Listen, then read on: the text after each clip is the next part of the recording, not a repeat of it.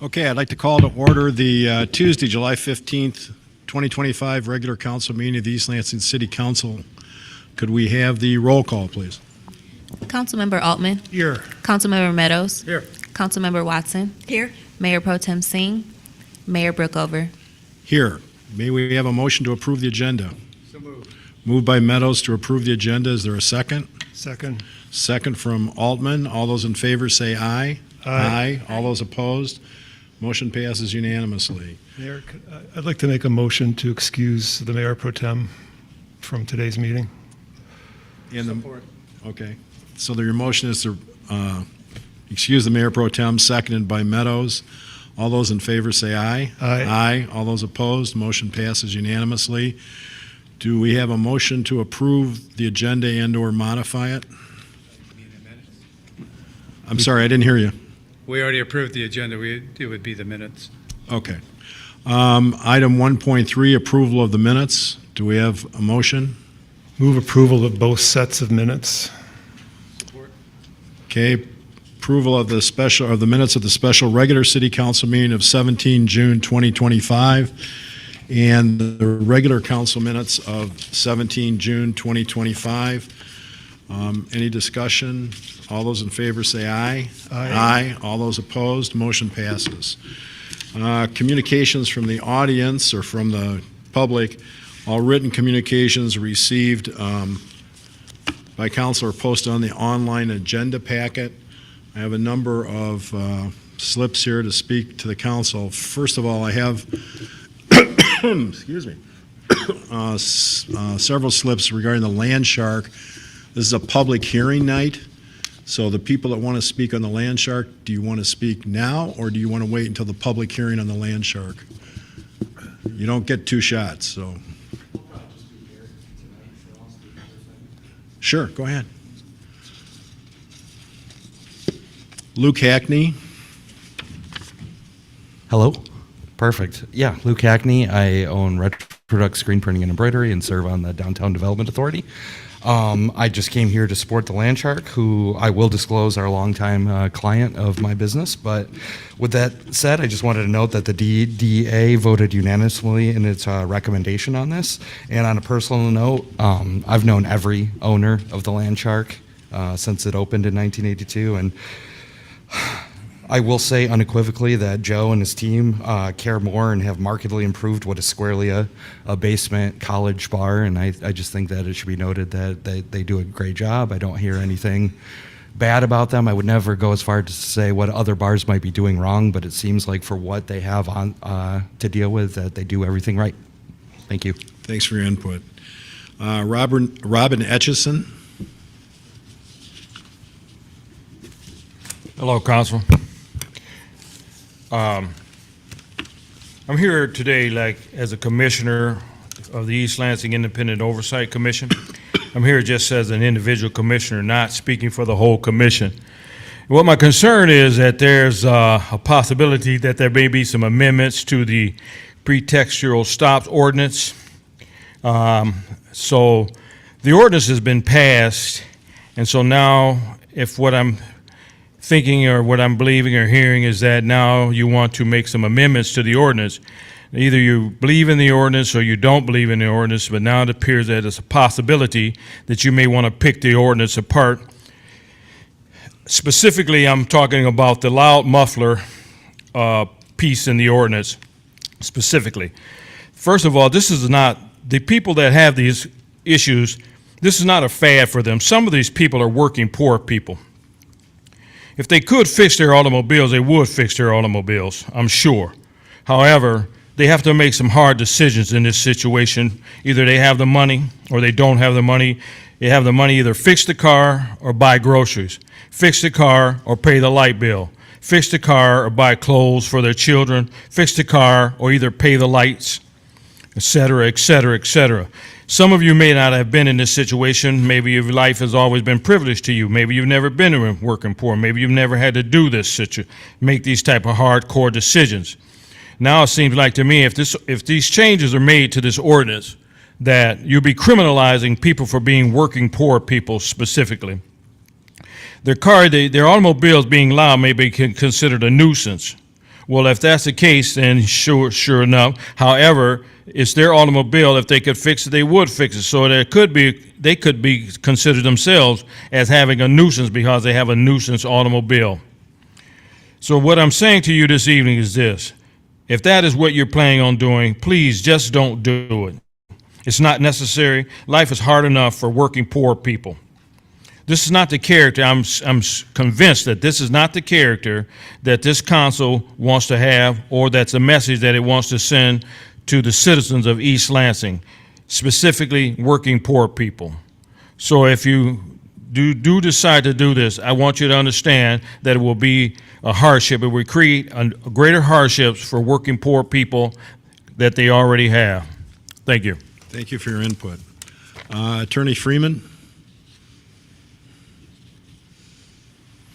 Mr. Mayor, hello, council members. Thank you for your time this evening. I will be brief. I just want to remind you I'm working with Gregory Bauline on the SBS redevelopment project. I provided you all with a very detailed book related to the type of multi-use development that we're looking at. I'm hoping you all had a chance to take a look at it. I would highly recommend page 29. You can see that over the next 20 years, if we allowed this redevelopment, we'd have nearly $58 million filtering into our community versus about 2.7 million if we just leave things as is. And it would also bring about $20 million to our schools, which we need it, versus about less than $1 million that we would receive if this parcel is not redeveloped. It's a great opportunity. I'm just asking all of you to please give it the attention that it deserves. It is coupled with a ordinance amendment, Ordinance 1384. I had the chance to talk to the Planning Commission about it. We're working through questions that they had about it as well. Again, I'm just asking all of you to please do what you can to take a look at this, to help us work through this ordinance amendment, to help us find out if we can get an approval on this amazing opportunity that will also celebrate SBS, which is one of our biggest landmarks in town. I am here and available for any questions that anybody might have. And I have provided also an electronic copy of this booklet, which is updated to Landon and the city manager.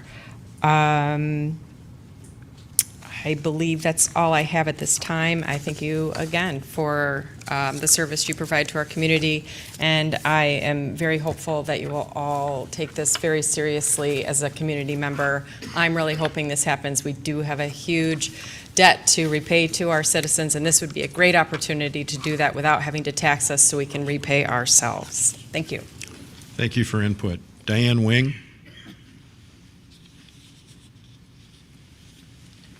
Good evening. My name is Diane Wing. I live at 1024 Huntington Road in the Chesterfield Hills Historic District. I'm here tonight to speak about the Hazlitt Road reconstruction, but I also want to take the opportunity to thank all of you for approving the TCO via the consent agenda tonight. The TCO in Chesterfield Hills is needed in part because of the road diets that have been done surrounding Chesterfield Hills. Harrison Road, Michigan Avenue, and Grand River Avenue have all been road dieted, which means constricted. Traffic can no longer move freely. As a result, it's constricted. Those cars peel off into the Chesterfield Hills neighborhood. Part of the reason why that TCO is needed is because of the road diets that have happened on the west side of the city. So it's ironic that while the TCO has been approved here for Chesterfield Hills, the intersection of Kensington Road and Crescentwood Parkway, that we've got Hazlitt Road in front of us. I'm here to object to it. I'm here to object to it because we have already constrained the major roads within East Lansing. It is getting more and more impossible to move freely without constraint through East Lansing. All of our major roads, with the exception of Saginaw and downtown Grand River, have been road dieted, i.e. constricted. When I was looking at the plans for the road configuration on Hazlitt, I was struck. I was envious. I was like green with envy, because with this road diet, Hazlitt Road will now have 3 pedestrian crosswalks. 3 in an area that is roughly the same size as Grand River between Harrison Road and the western city limits at Coolidge. That area of Grand River has 1 pedestrian crosswalk. And it's for our children, so it's extremely important, but 1 pedestrian crosswalk with 4 pedestrian crossing signs, whereas Hazlitt Road is getting 3 pedestrian crosswalks. 1 east of Merritt Road with an island in the middle of it, 1 east of Deer Path, 1 east of Ferndale. And all of them have proposed solar-powered 2-way rectangular rapid flashing beacons with wireless communication systems, which I imagine are warning systems that pedestrians are crossing. I think it's awesome that if you pass this ordinance to narrow Hazlitt Road, that these safety measures are going to be in place for pedestrians. They're crucial for those pedestrians. What I don't understand is why we can't get the same level of attention to West Grand River Avenue that has the same traffic flows, the same traffic patterns, and needs just as much protection for its pedestrians as Hazlitt Road does. So we have 1 crosswalk at Grand River and Kensington Road. We have 4 signs that indicate that there are pedestrian crossings. Hazlitt Road will have 3 pedestrian crossings and no less than 12 signs warning of pedestrians. Please, for all of the reasons that I think all of you know, Hazlitt Road will be another constriction point that will bottleneck traffic within East Lansing. I ask you to not vote yes on that ordinance. Thank you so much.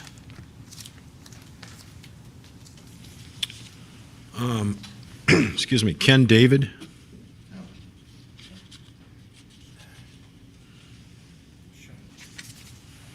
Good evening, all. Some have heard me speak on this before. The issue is traffic calming. We have motions coming up on Kensington Road, which, as you've just heard, has a problem of filtering traffic through it. When we passed permit parking 8 years ago, we had already noted and had signed by all those affected by the area stop signs to be placed at Kensington and Crescentwood. When you put together hilly areas, curving roads that limit visibility, and speedy traffic, you are talking about increased hazard.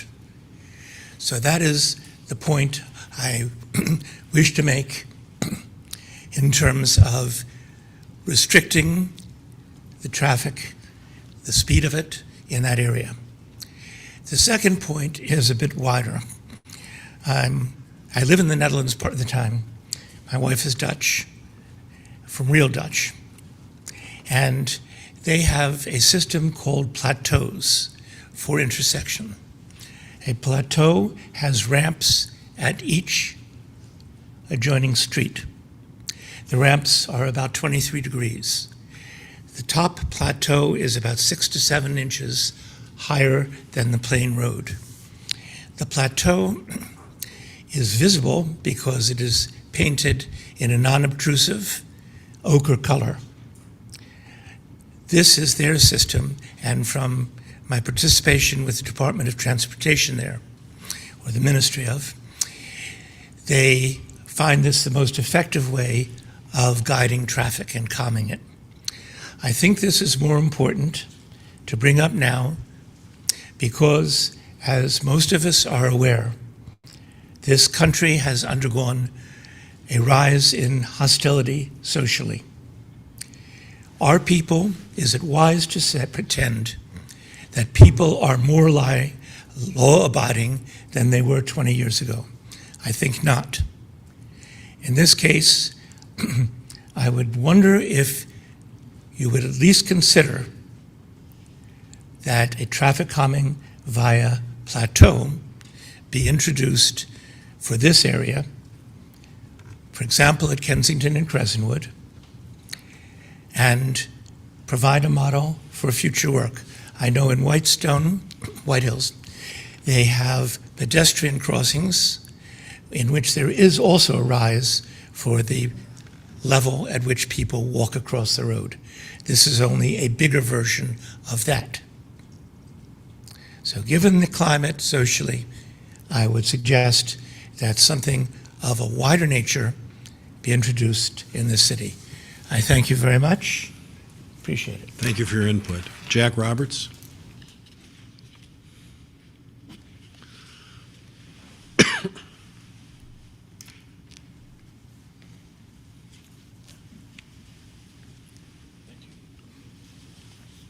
Good evening, Council. My name is Jack Roberts. I live at 1041 Chesterfield Parkway.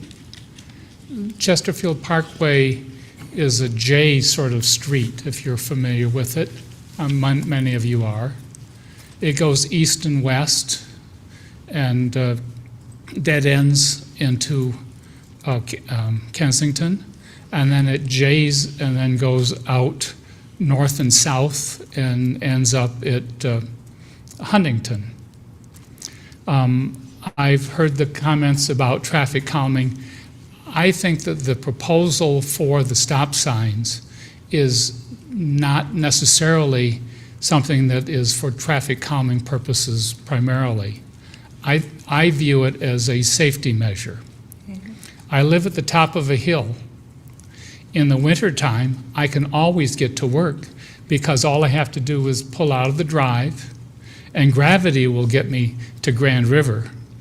Coming home, if there's been snow, it's a little bit harder. But my point is this. In the wintertime, sometimes if there's snow on the ground, even being a careful driver, I can slide into that intersection. So the idea of a stop sign on Kensington as well as Chesterfield makes sense to me. Now, in the summertime, like now, if I'm going to work in the morning, I always stop at Kensington. I believe that a traffic stop sign is important for that area and at that intersection for the hill coming down because of the configuration of Kensington. It curves and it also goes straight and is almost impossible to see to the south if a vehicle is coming if you don't slow down or even come to a stop. So the idea of a stop sign for Chesterfield at Kensington, to me, is just something that is a smart way to have people do what is safe. Beyond that, the other is important, I think, as well. I have noticed that for whatever reason, that vehicles that travel on Kensington sometimes go a lot faster than I was used to, but then I'm slower too, so it may just be how I see things. Thank you very much. Thank you I do support the consent agenda point. Thank you very much. Thank you for your input. Brianna Egan?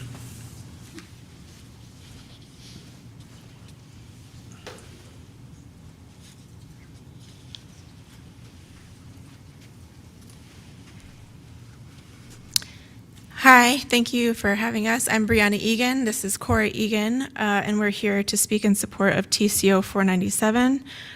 That's the all-way stop at Kensington Road and Chesterfield Parkway. Thank you for taking it up today. East Lansing must act now to address dangerous traffic patterns in our neighborhood. The residents are fed up with the speeding and the cut-through traffic and lack of enforcement, especially near the schools and the homes. We'd like clear signage, lower speed limits, stronger enforcement of traffic and noise laws. Reckless driving isn't just a nuisance, it's a real threat to public safety. I understand some of you are frustrated with the drop-off congestion at Glencairn Elementary, but when kids aren't provided with safe walking infrastructure, parents drive. The solution isn't to shame our families, it's to give them safe alternatives. Planning decisions have made things worse, not better. We want transparency, action, accountability, and community engagement. I'm glad that the all-way stop is happening. Thank you for that, but it's time to make our school crossing safe at Kensington and Grand River. I can't promise what's going to come next, but Cora really wanted to say something, so I apologize in advance, but she's going to do great.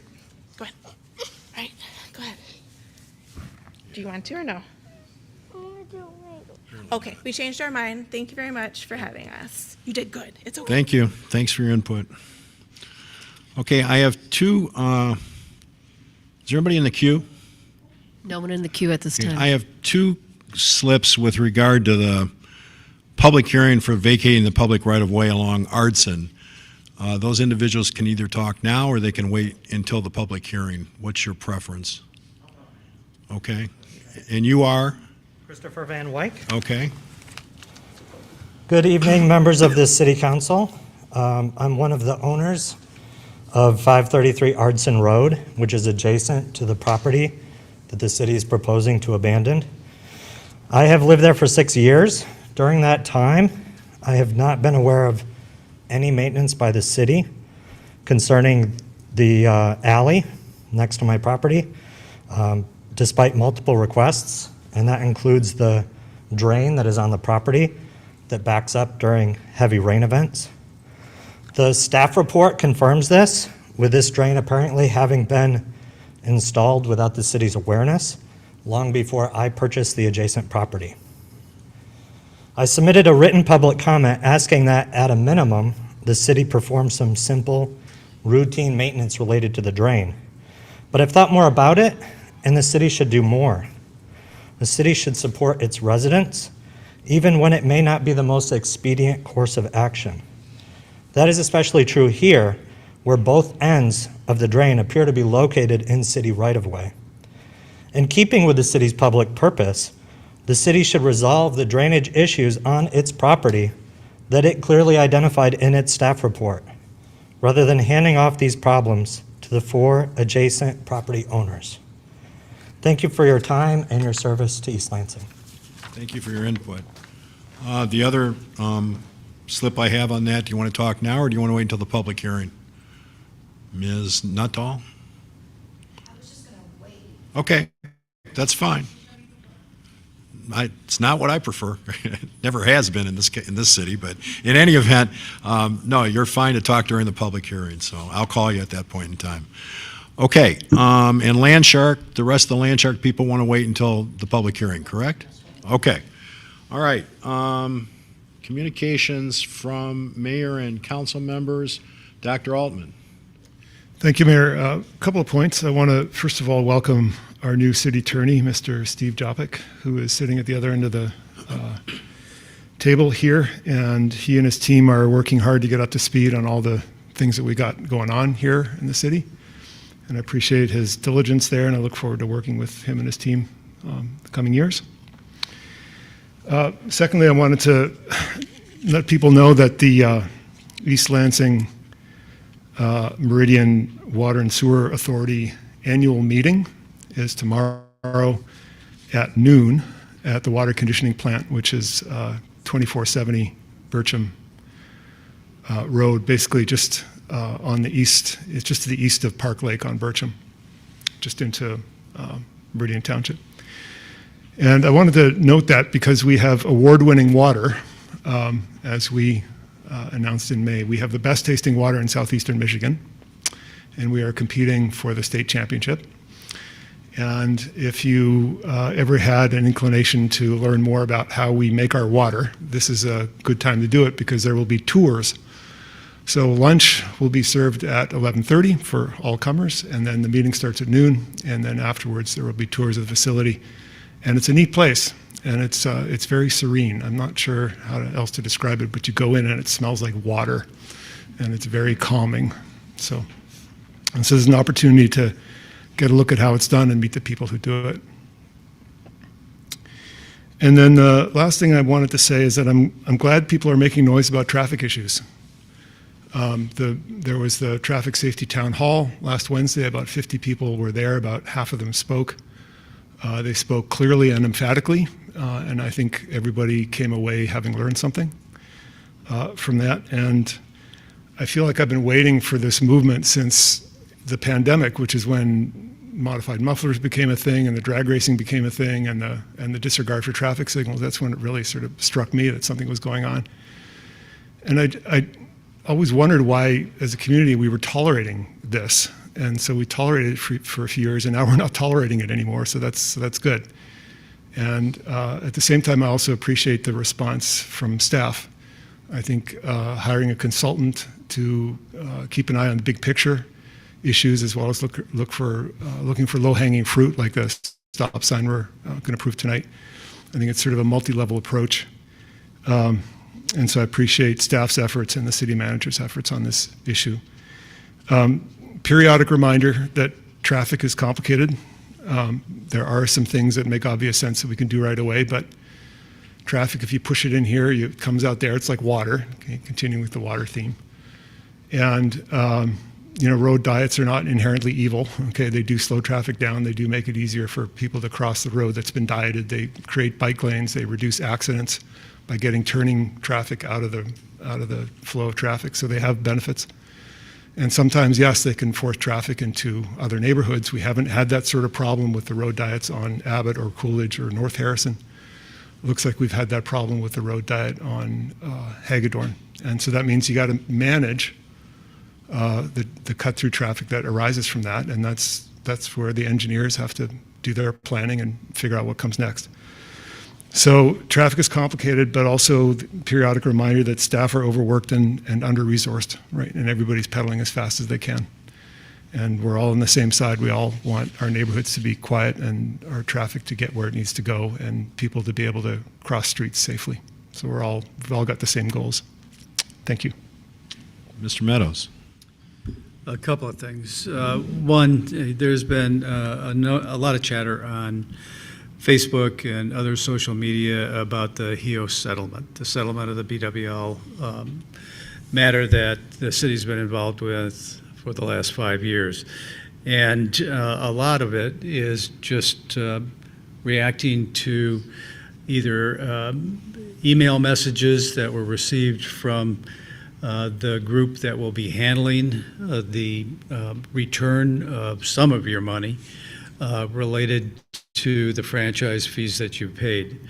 But it seemed clear from that the city may have dropped the ball a little bit about letting its citizens know when to expect these things to show up, because all of us have seen over the last years these phishing emails or communications that are just simply looking for information from you so they can steal your money.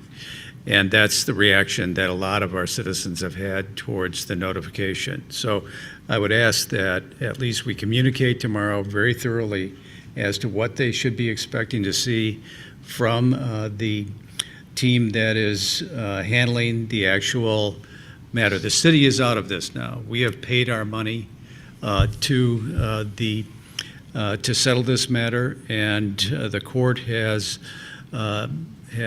designated the class attorneys as those who will handle the actual receiving of your either staying out of the class or staying in the class, and then transmitting money to you at some point in the future. So I would ask that that be done.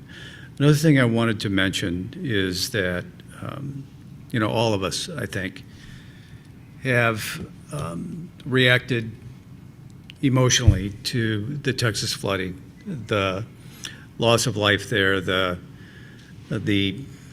children who were swept away. I just ask that, and I hope that we are all seeing that same thing and having that same reaction when we see pictures of Gaza or the Ukraine or the other areas of this world that seem to be at war at this point in time.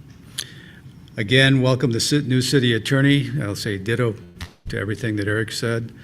But I also want to mention that we've lost a lot of talent at the city over the last 4 or 5 years, and we're about to lose another talented person who's retiring, Kathy DeChambeau. I think this is their last meeting with the city council. So I hope all of you have appreciated how incredibly well run the Parks and Recreation Department has been over the last few years under her leadership.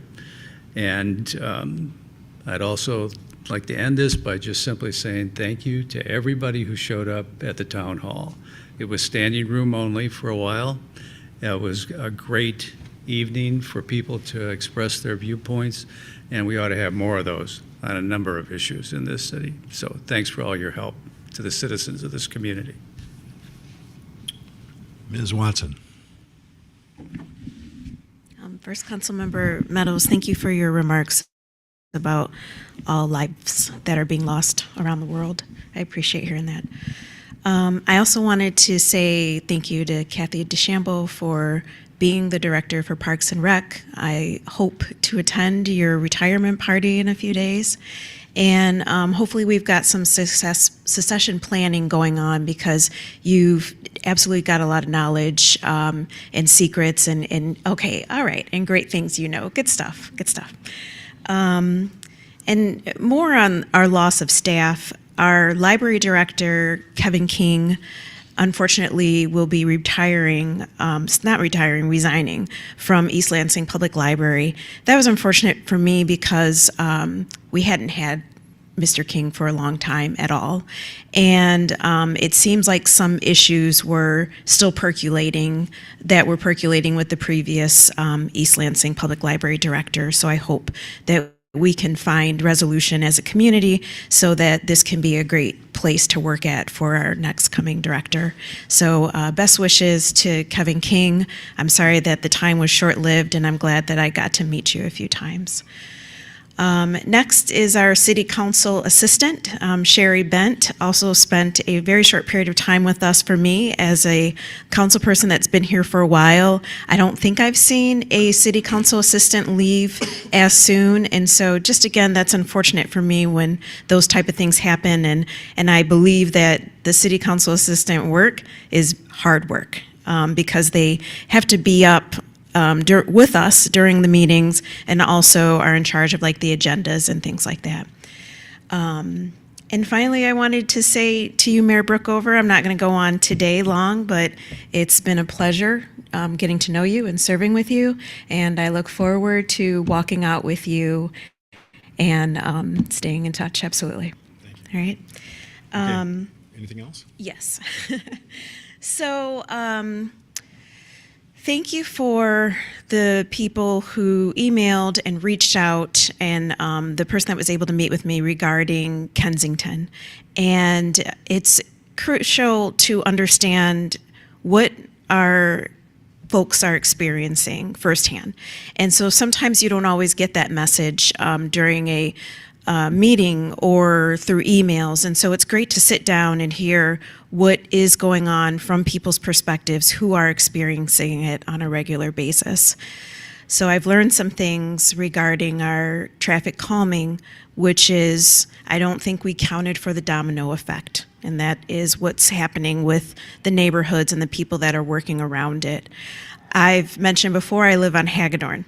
And my joke is traffic is calmed because I can't even get out my driveway during rush hour sometimes if I want to make a left. And so, yeah, that means traffic does slow down because nobody's moving.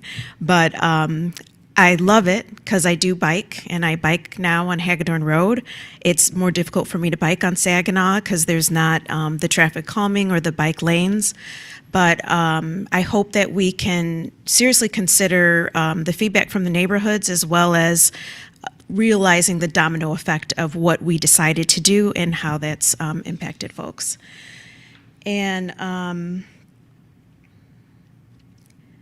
I also want to mention two final things. I've been an advocate, kind of an unheard advocate for Zoom recorded public meetings. It was brought to my attention that the traffic study meeting was not recorded and was not documented. And I think that people should be able to be involved in the community, be able to go back to things, be able to zoom into things, maybe even later on. The best solution that the city manager has given me is possibly a room that's going to have recordings in it, but that doesn't allow for all the other meetings that occur. And to me the possibility of Zoom meetings, but I just want to uplift. I'm an advocate of the public being able to relook at all of our meetings that take place. So it's not just happening and it's not just he said, she said if you're not able to attend that meeting. And the last thing I want to mention, most people know that I give pushback on who we target regarding noise in our community. Lawnmower guys, so there's my property, and then there's 2 rentals on both sides of me that's owned by the same person. So they ride their lawnmower, and they mow that lawn, and then they ride down the sidewalk, and then they mow the other lawn. And that is loud.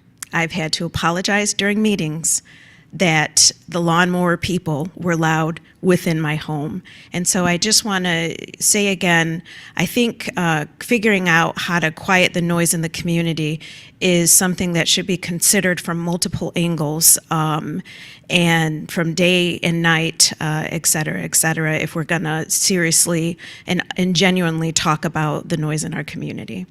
And thank you very much. That's all. Any city manager report? Yes. Please proceed.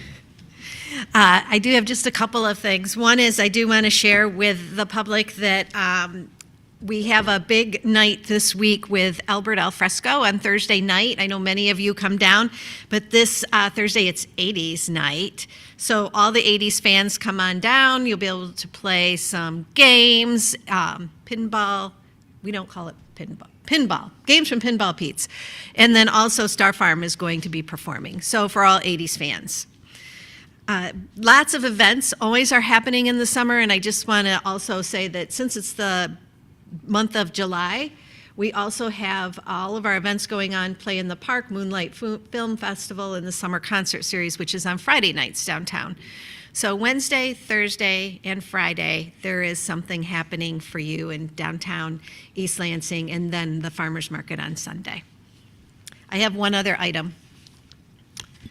So as has been mentioned by council members, tonight is one of my coworkers' last city council meetings as an employee of the city. I say that because we don't know. She may show up as a resident and have something to say to everyone. So nothing keeps her from coming again in the future as a resident. It has been my pleasure and honor to be Kathy DeChambeau's co-worker for the last 13 years here at the City of East Lansing. Of recent history, you all know her as the Director of Parks, Recreation, and Arts, and Facilities. That "and facilities" is pretty important to all of us, and it is a part, I think, of that responsibility that often gets overlooked or forgotten. But I can assure you it's a very large part of her job as well as the team that supports her. It is a very important role in keeping the city facilities safe, usable, functioning, planning for replacement for the future, and calls from her coworkers about what we see wrong. I can tell you that I can't tell you how often I have been in a meeting or watched as someone was surprised that Kathy was the person behind a large project in the city. It's always interesting to me. It's clear they're expecting someone different. Prior to her position with Parks and Rec, Kathy was hired with the city as the Environmental Services Administrator with the Department of Public Works. Again, a very outward-facing position to our community. All know her history, dare I say it, in deer management. And if you asked her, I am certain she would admit that she did not ever imagine she would become an expert in the topic. But that's Kathy. She works with partners across our organization, community, and the region to investigate issues and solve things. While with Public Works, Kathy played a key role in the implementation of the city's curbside recycling cart collection program and bringing polystyrene, I hope I said that correctly, recycling to the East Lansing Public Works drop-off site. You can see that Kathy does not shy away from big projects or issues. She is a heads down on the problem solving and then on to the next item. However, before going on to the next item, she stops to give credit to her team for all the work. She has built a highly regarded team, and we as her coworkers know this from our work with them. I could go on about Kathy's work prior to the city with the work she did with the Lansing School District as the energy and project manager, administering all energy reduction initiatives district-wide, or management of large construction projects in the millions of dollars. I could also mention her work with Flint Public Schools as a consultant, or work as a public school teacher with the Perry Morris School System. I recently was reading a book called Who is Government? The Untold Story of Public Service. It's by Michael Lewis. That last part of the title being the most important, in my opinion, The Untold Story of Public Service.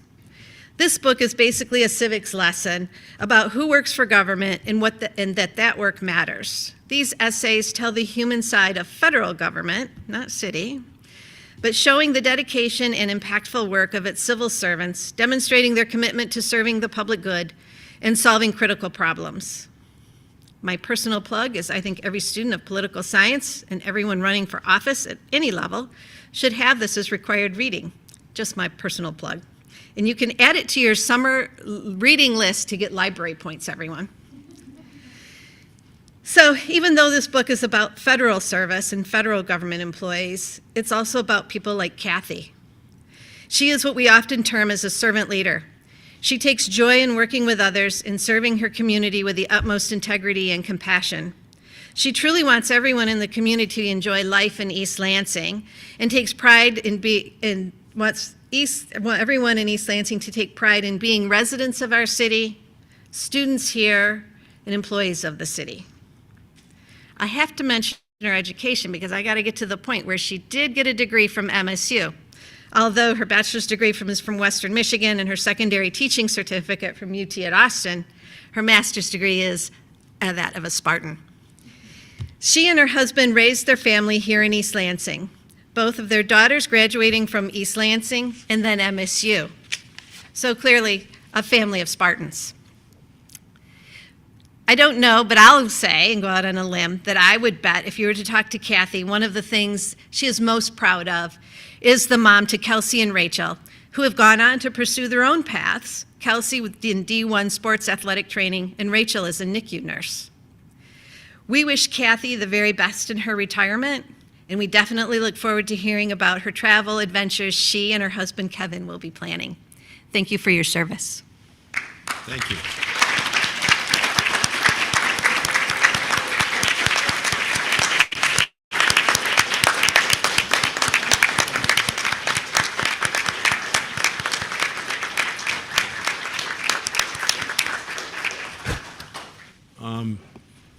Mr. Joppich, welcome to the table.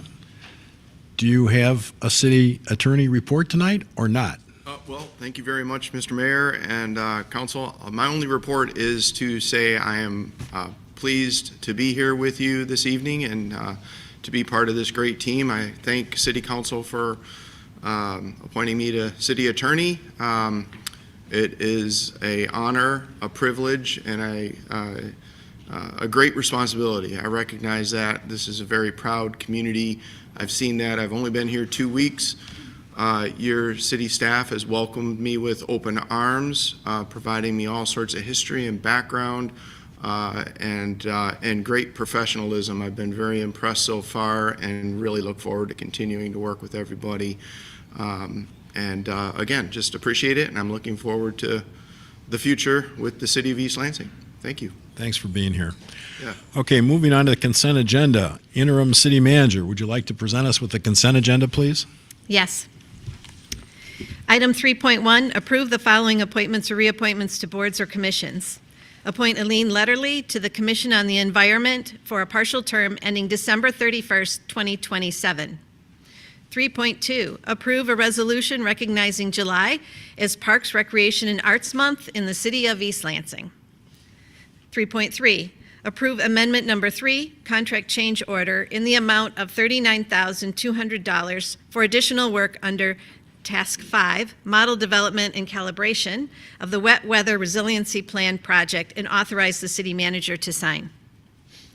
Item 3.4, Approve the purchase of a sewer lateral launch camera from Brown Equipment Company in the amount of $91,737.34, which includes a 10% contingency, and authorize the city manager to sign. Further, approve the related budget amendment.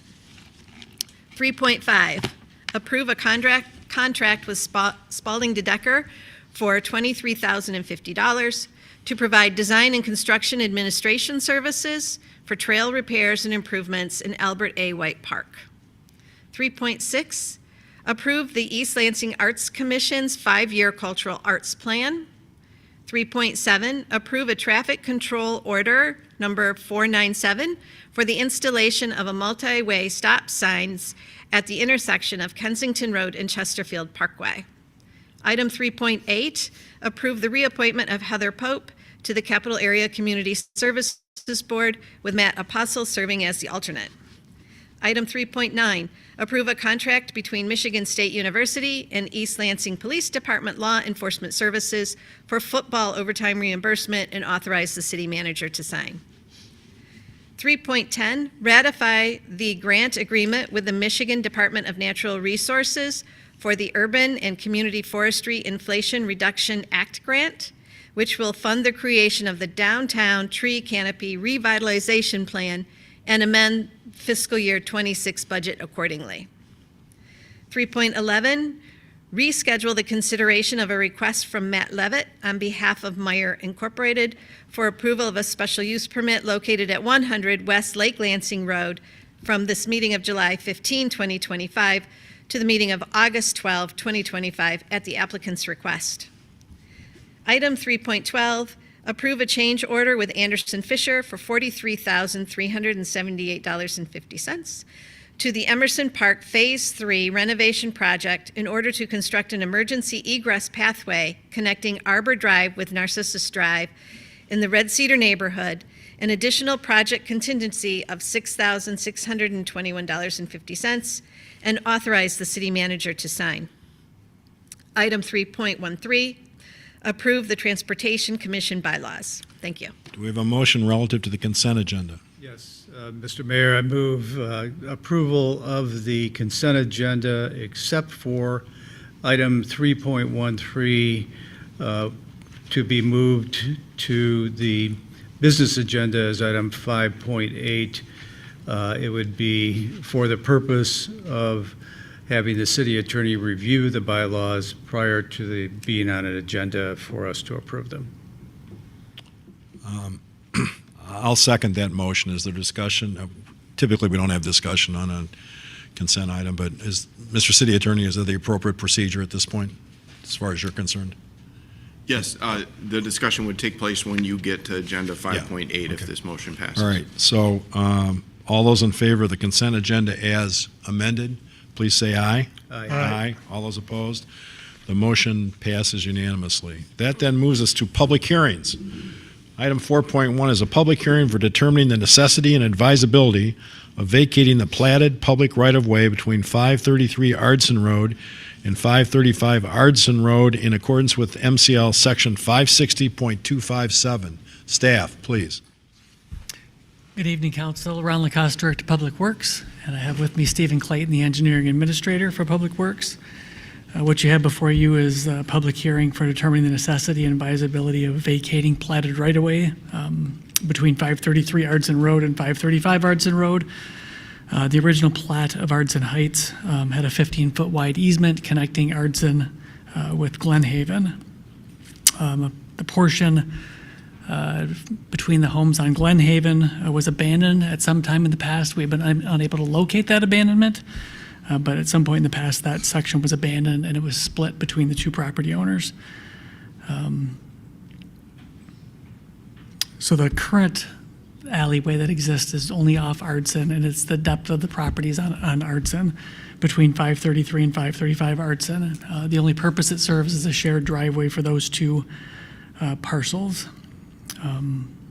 So at some undetermined point in time, there was a drainage structure placed at the west end of that right-of-way, and it's more of a do-it-yourself or homeowner-style construction as far as like plastic basin, plastic piping, that type of thing. Nothing that the city would typically install. And we don't know exactly the route it runs, but it appears to daylight on the sidewalk on Glenhaven Avenue. After doing a search kind of through city records, we can't find any record of it ever being permitted or the city ever being involved in its construction. Staff believes this is a private basin that was installed by one of the property owners at some point in the past to deal with drainage, because that alleyway does slope from Ardson down towards Glenhaven, so all the drainage heads to the west. So our assumption is that somebody on the Glenhaven who owned either one of those properties installed the basin and ran that pipe across their property. And again, the reason we believe that to be a private basin is the materials it was constructed out of, the fact that it doesn't connect. There's sewer on Glenhaven. The city would typically have connected that. We wouldn't have just dumped it on the sidewalk down on Glenhaven typically. And again, as well as the no record of it in our city records as far as the routing, anything like that.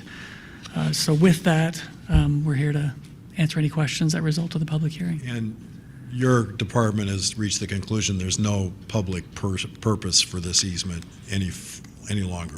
Correct. Okay. It only serves those two properties. Okay. Any other questions for staff? Yes, sir. I have a couple. So that drain is pretty interesting. It looks like it doesn't daylight on city property. It looks like it daylights on private property, like a foot away from the sidewalk. I had to hunt around for it today until I... Which is typically what we see with sump pumps and things that people try to run out. That's typically what we find is right that same location. Yeah. And it looks like there might be some dry flow coming out of there because it hasn't rained in a couple of days, but there was a bunch of water on the sidewalk, so looks like something's infiltrating that drain and then spilling onto the sidewalk. And I can see the hazard that would cause in winter if that freezes over. I guess one of my questions is how to interpret that drain project, because it does look, the staff report argues that this was an unpermitted private addition. And it occurred to me that it could have been put in when the owners of 610 Glenhaven built their property. They might have run it underneath as they were building the property potentially, but either way. Question is, how do we deal with a structure that somebody put unlawfully on public property? We can't treat it as infrastructure. We have to treat it more like, I don't want to say damage, but something that somebody put there that shouldn't have been put there. And so I guess my first question is, do we have an obligation to maintain that kind of structure? I mean, typically, in any other instance where there's, again, we see people who run sump pump lines and things like that right out to the right of way, and if they if they drain basically other than when it rains and create a potential slippery spots on the sidewalk either in the winter, or they run so much that it creates kind of that slime on the sidewalk, typically it becomes a pace issue to talk to the property owner about either connecting it to the sewer or putting in a dry well in the front yard, that type of thing. We have in the past in certain areas where we know those things exist. If we're redoing the street, sometimes we would put a stub out to locations like that because it's to our benefit to not have that problem come up 2 years from now and then they want to cut the street to connect that. So we'll supply a stub for them to connect to. We've done that we did that quite extensively in White Hills with sump pumps and things. But that would typically be done as we're reconstructing the street, and that's just to avoid future road cuts if we can. In this case, at the other end of the drain, the intake is on what is still city property, right? It's at the very end of that alleyway that we're talking about vacating. Correct.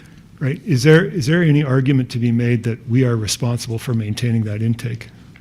Maybe we could ask the assistance of the city attorney to answer this question rather than staff. Yeah.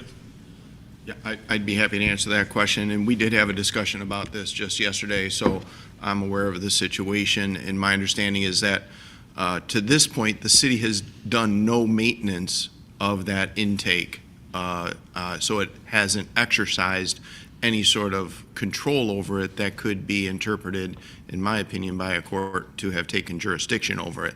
It has been placed in the public right-of-way illegally, without permission of the city, and only that portion of it is in the public right-of-way. The remainder of it, the pipe, runs through private property out to the street on the other side, where it outlets, as you mentioned. And that is all on private property. To get on that private property, to do maintenance, we would have to essentially trespass on the private property to do any maintenance. So in two ways, because we can't trespass to dig up that pipe and clear out any blockages or whatever, or what might occur in there to cause problems, it becomes essentially an impossibility for the city to do it, as well as a potential trespass, and claims could actually potentially be made in that respect against the city. I think we might have some defenses, but it's not something that we are certainly obligated, or in my opinion, liable to do, to maintain that pipe. It's not on city property. Only the intake is, since we didn't exercise any ownership, dominion, control over that at any point, we didn't start maintaining it ever, that liability can't be imposed upon the city, in my opinion.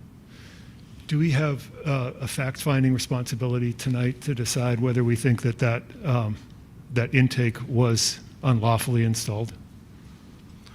I'm sorry, I couldn't quite hear the question. Do we have a fact-finding responsibility tonight in terms of deciding whether that intake was unlawfully installed? Well, if you are going to proceed with vacating this right-of-way, it would become part of the private property, and it was to all of the history that I've come to learn from asking questions of Mr. Lacasse and the department. Again, we've exercised no control over it. We haven't done any maintenance of it. There aren't any records of that the current staff is aware of. So I think to some extent that fact-finding has taken place, and if you act to vacate it, it would rejoin the private property of the inlet with now newly created surface private property through the vacation of the alleyway. Those are my questions. Any other questions for staff? Yes, sir. And actually for the city attorney. There are two other instances I'm aware of. One on Laurie at the base of a hill that goes into the Abbott Wood condominiums. There's an accumulation of water often, and the individual who lives there for 50 years has had a drain in that area that drains out towards the Laurie Street. I know the city has been aware of that and has told her that, she'd better have a discharge onto her front lawn, or, there could be trouble for her. But the reality of that is that it drains onto the front lawn, rolls across the sidewalk, and ends up in the street and goes into the city drain. The other circumstance was at a home I owned on Hitching Post in East Lansing, where in between myself, our property, and the property next to us, a private drain had been installed that drained yet another property that was behind us, and which was a big field. That property, that drain, as I understood it, was connected to the city's storm drain, but was not an approved drain. It was always privately maintained, well, occasionally privately maintained, because usually there was flooding back there. This is a little bit different because we have this on a public right-of-way. And maybe if you could explain a little bit about what that means, because that sounds like an ownership interest of the city. So a public right-of-way which is unused, has never been used, as I understand it, for any public purpose, what is the point of it? If we're just getting rid of the public right-of-way, we're leaving the owners of the adjacent property with their full ownership interest in this property. Is that correct? Yes, that you would be rejoining it. You'd be vacating the right-of-way, which is all that the city currently has dedicated to it under the plat, just that right-of-way. And that's what would go back to the adjoining property owners. And is there any evidence that the city actually, other than the plat being developed and filed with the county, did the city ever accept in any way any ownership interest in this particular location that you're aware of? In terms of the alleyway? Yes. By virtue, I first of all haven't researched that issue. I think the city, by virtue of bringing it forward for vacation, is saying it's on our maps, and I did see that on the plat map, it is shown as alleyway and not part of the two adjoining lots in the subdivision, so it's platted that way. Whether there was a formal acceptance somewhere in the history of this plat dating back, I don't know. 1919. 1919, I can't say that we've researched that. By the way, that. those records are in the basement somewhere. Right, right. So I couldn't say for any certainty that there was any record of an acceptance of it. Okay, thank you. Any other questions for staff? Okay, I'm going to open the public hearing on item 4.1, a public hearing for determining the necessity and advisability of vacating the platted public right-of-way between 533 Ardson Road and 535 Ardson Road in accordance with MCL Section 560.257. Other than Ms. Nuttall, is there anybody that wishes to address us during this public hearing? Yes, come on up, please. Hi, good evening. My name is Laura Van Wyk. I am the other owner of 533 Ardson Road. My husband Christopher spoke earlier. I wanted to correct something that was said earlier. The city staff that we talked to a few years ago did tell us that the city did in fact snake that drain at some point. We've got some neighbors who have been longtime residents, and they have also been able to confirm that at one point the city did engage in maintaining that drain. So that is a point that I'd like to correct. Thank you very much for your time. Okay, Ms. Nuttall.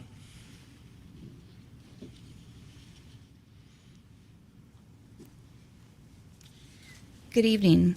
My name is Amy Nuttall. I'm the owner of 535 Ardson Road, and I request that if the city is going to abandon the right-of-way between my house and 533 Ardson Road, they wait until we have signed an easement agreement with the neighbors for the use and maintenance of the right-of-way.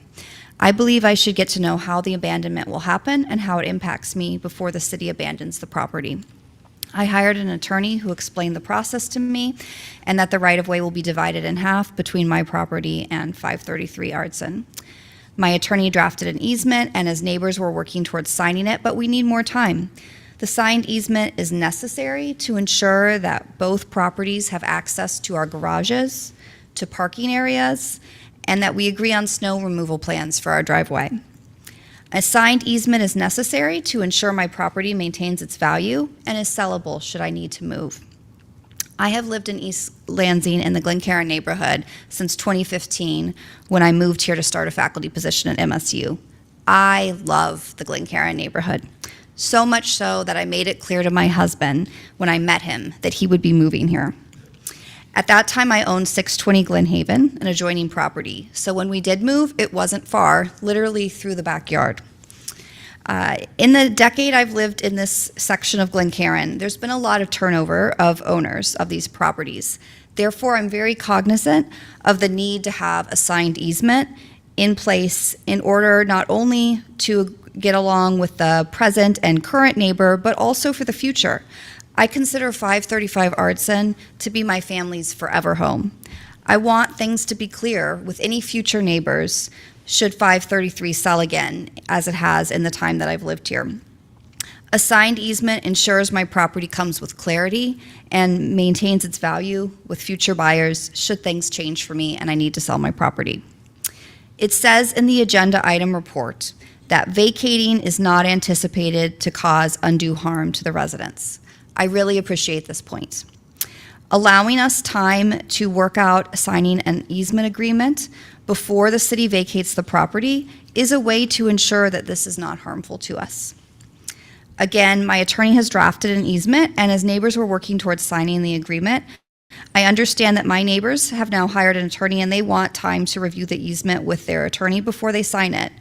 Therefore, I request that if the city is going to abandon the right-of-way, they wait to do so until we have this easement signed and finalized. Thank you for your time and consideration. Okay. Anybody else wishes to speak during this public hearing?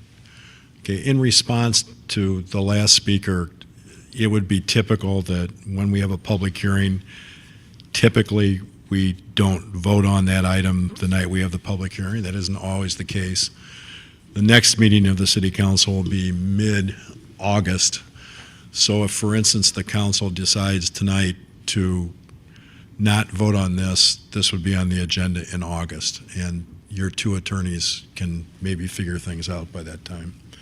So anybody else? All right. I'm going to close the public hearing on the necessity and advisability of vacating the platted public right-of-way between 533 Ardson Road and 535 Ardson Road in accordance with MCL Section 560.257. Anything more the council wishes to do on this tonight? Just one comment. I have a comment. Sure. August 12th, Tuesday, is when we meet again. Is that doable? Okay. They don't All right. know. Say again? Okay. All right. It would be great if you could get what you're talking about as far as time frame goes, so that I understand more what it is you're saying and what it is you need. I don't know what time frame we need to work something out, but could we get back to you when we've signed something? Or just, it would be great if you could keep us updated, because like Mayor was saying, we'll typically decide August 12th. And so just how can we work together, or how can we make sure we have all the information we need? And even, I believe if that means a delay, do you need to work soon on things, or? I don't really think they can answer these questions because they both have hired attorneys. Yeah, and so my point is, I'm willing and I want to take into consideration what everybody needs in order to make the best decision for everybody. Okay. And so maybe the best way to do that is, if you've both actually hired attorneys, your attorneys can talk to our attorney down here at the end of the table and have direct communication with our attorney rather than with the council. And our attorney can then advise us as to what the status of the matter is before we create an agenda for the August meeting. Fair enough? Yeah. Okay. As an aside, I'll say Ardson Road is a fascinating historical pocket in East Lansing, and one of the oldest small subdivisions there, which actually winds back to the Board of Water and Light, but that's a story for another night. Item 4.2, a public hearing for minor amendments to the City of East Lansing's Community Development Block Grant CDBG program Citizens Participation Plan. Staff.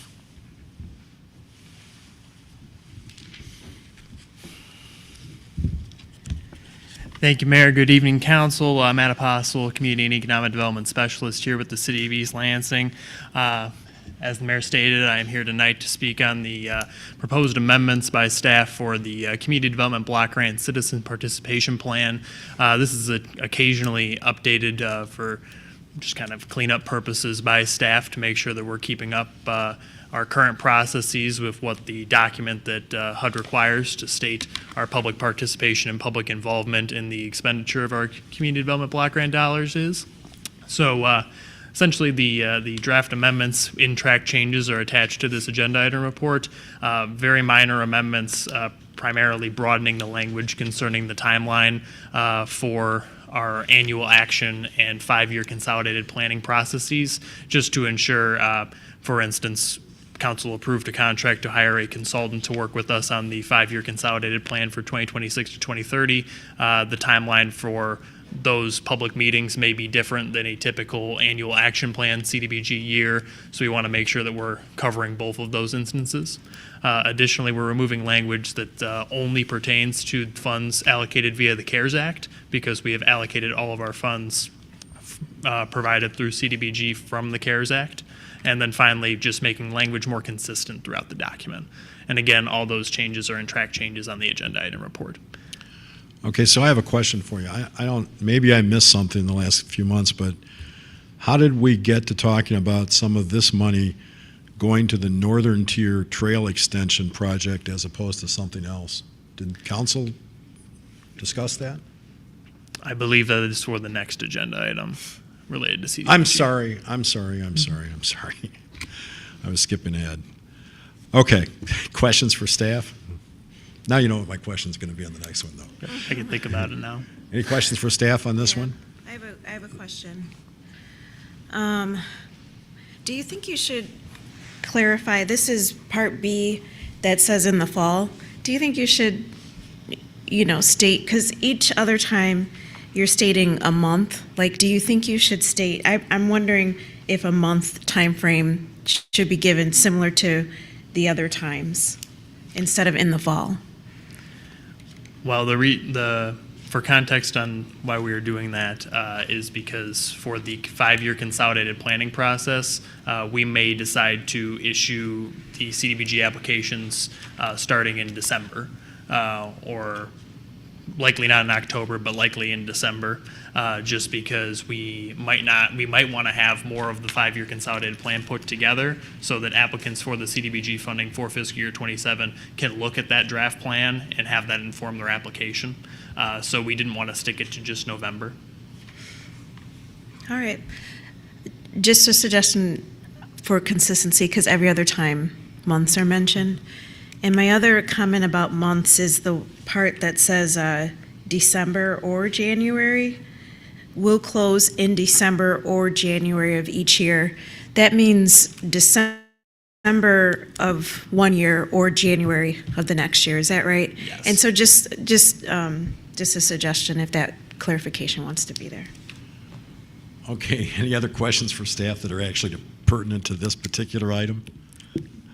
Okay, seeing none, I'll open the public hearing with regarding minor amendments to the City of East Lansing's Community Development Block Grant CDBG Program Citizen Participation Plan. Is there anybody that wishes to speak to us during this public hearing? Seeing none, I'll close the public hearing. What's the pleasure of the council at this point on this item?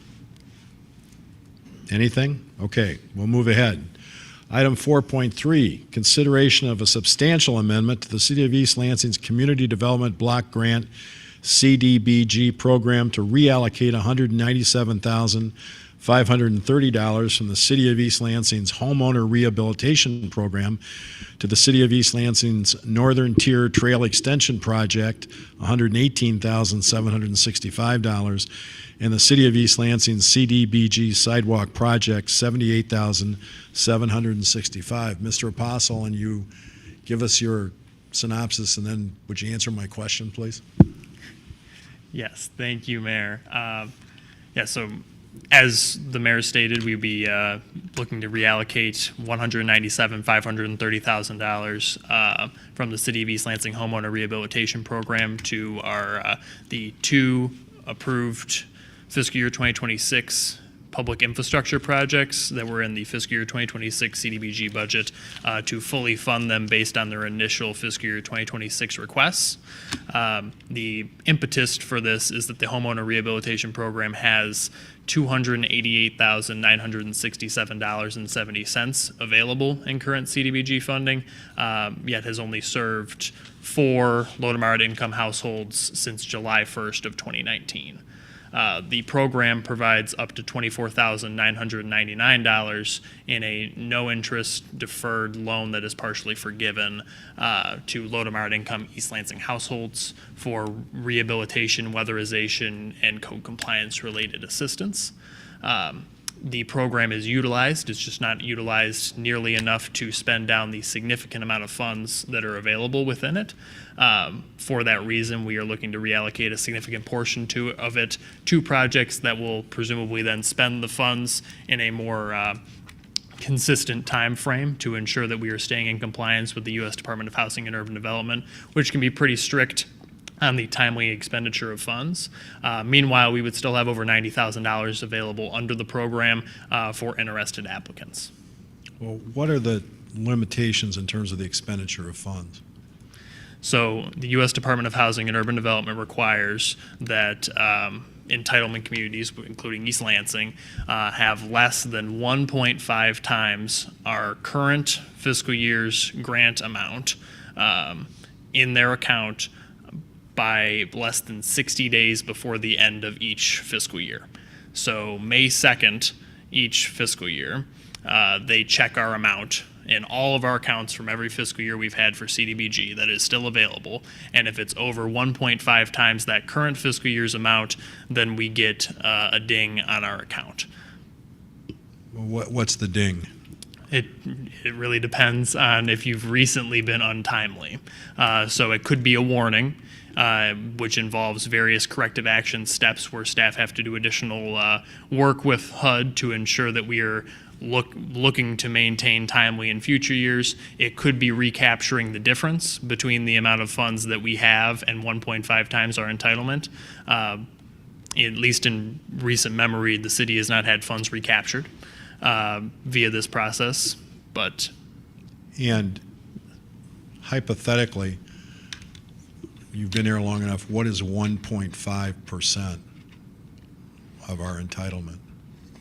Well, for example, in fiscal year 2025, we had $421,420 in CDBG entitlement funds. So I'm not necessarily a math guy, but that would be somewhere between $600,000 and $700,000. Okay, so if we already had $425,000 in the account, I'm going to call it an account. Okay, you with me? Yep. All right, and we would be penalized if we then got up to a figure of like $625,000. Is that correct? By May 2nd of any given Okay. year. So what's the current level? I can look that up if you give me a few Ballpark? seconds. It's going to be well over $1 million at the moment. Okay. Mm-hmm. All right, other questions for staff? Just one question. Who administers this program? The homeowner rehabilitation program, Correct. it's administered by Capital Area Housing Partnership. And this was an issue that was brought up to them some months ago, the fact that this account had been growing and it didn't seem that we were able to get this money where it was necessary to be. Is that correct? Yes, myself as well as other CDBG program staff have met with Capital Area Housing Partnership monthly for a number of years now, working on exactly what you described. Right. Okay, other questions for staff? Okay, I'll then open the public hearing with regard to consideration of a substantial amendment to the City of East Lansing's Community Development Block Grant CDBG program to reallocate $197,530 from the City of East Lansing's Homeowner Rehabilitation Program to the City of East Lansing's Northern Tier Trail Extension Project, $118,765, and the City of East Lansing's CDBG Sidewalk Project, $78,765. Is there anybody that wishes to speak during the public hearing? Yes, sir.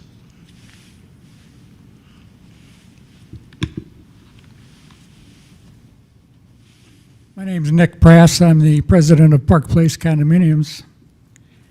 And this question gives me the opportunity to talk about this again.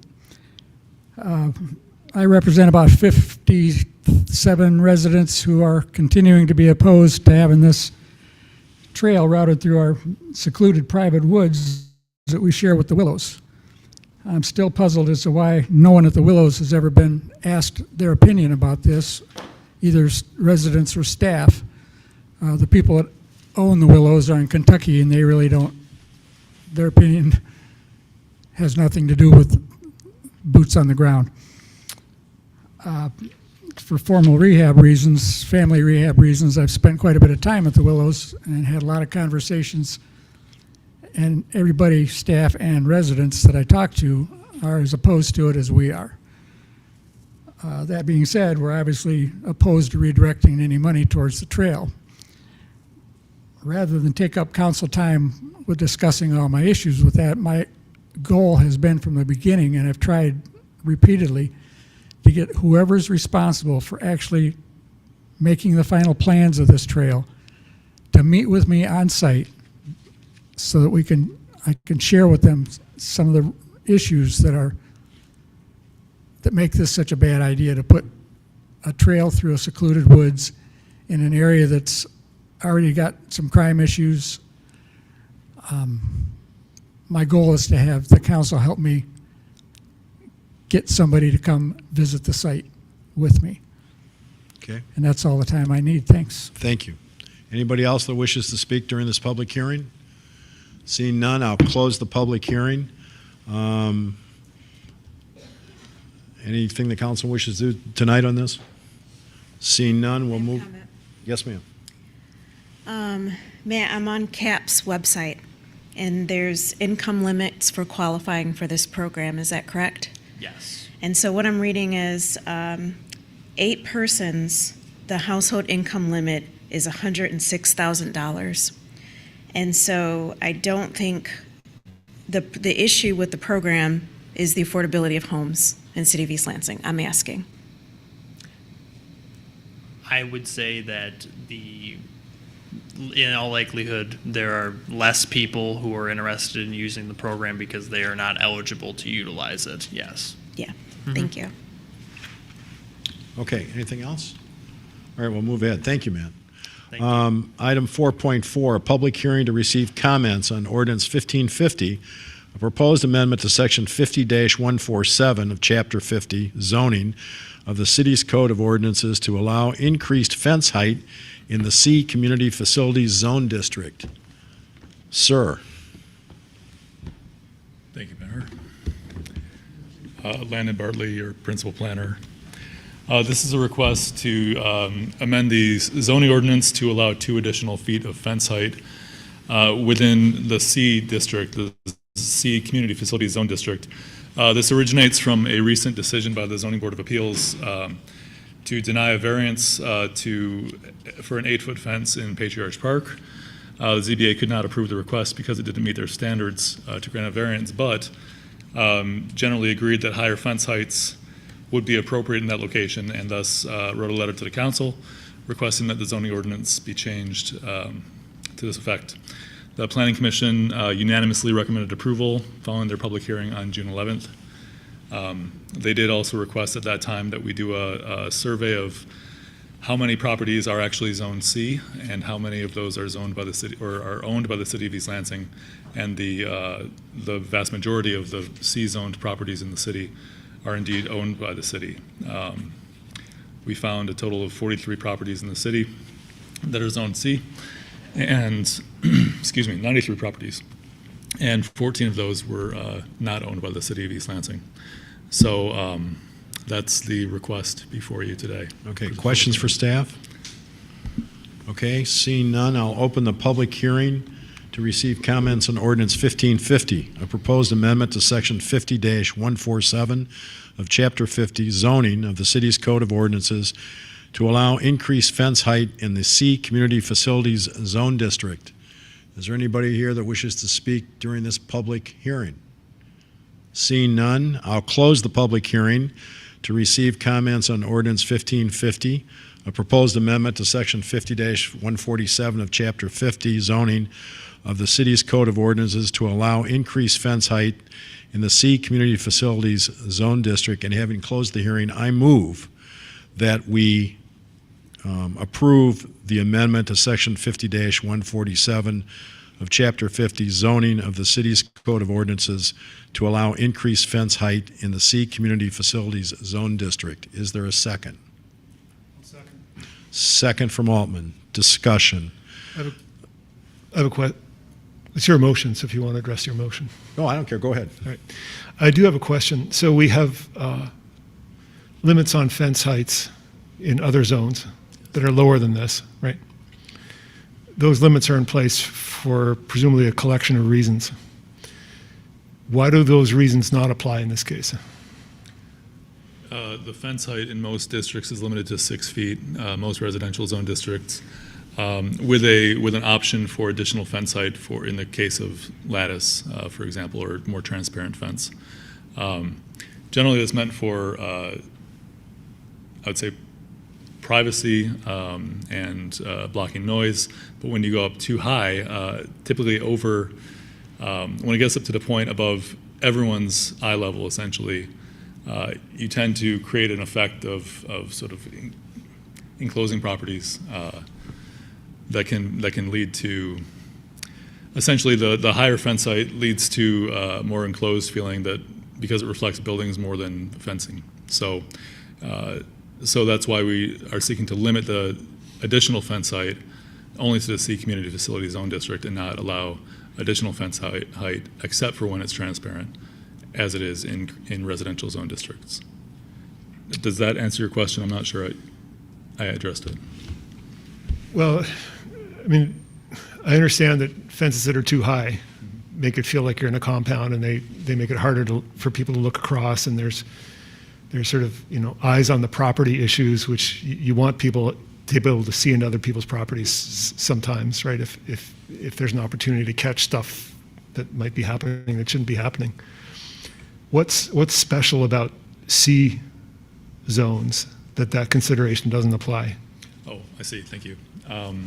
What's special about C zones is that the zone is designed specifically for community facilities, such as a park, such as a school, or another public facilities like that. So this would be, I guess, very limited in its application, but also only in community facilities that might have a need for this. This particular request was to surround the pickleball court with a sound fence. So there was that sort of public purpose of reducing that noise. So I think that makes a lot more sense in the C zone district for community facilities than it would elsewhere. Okay. I feel strongly that we ought to mitigate the noise where possible.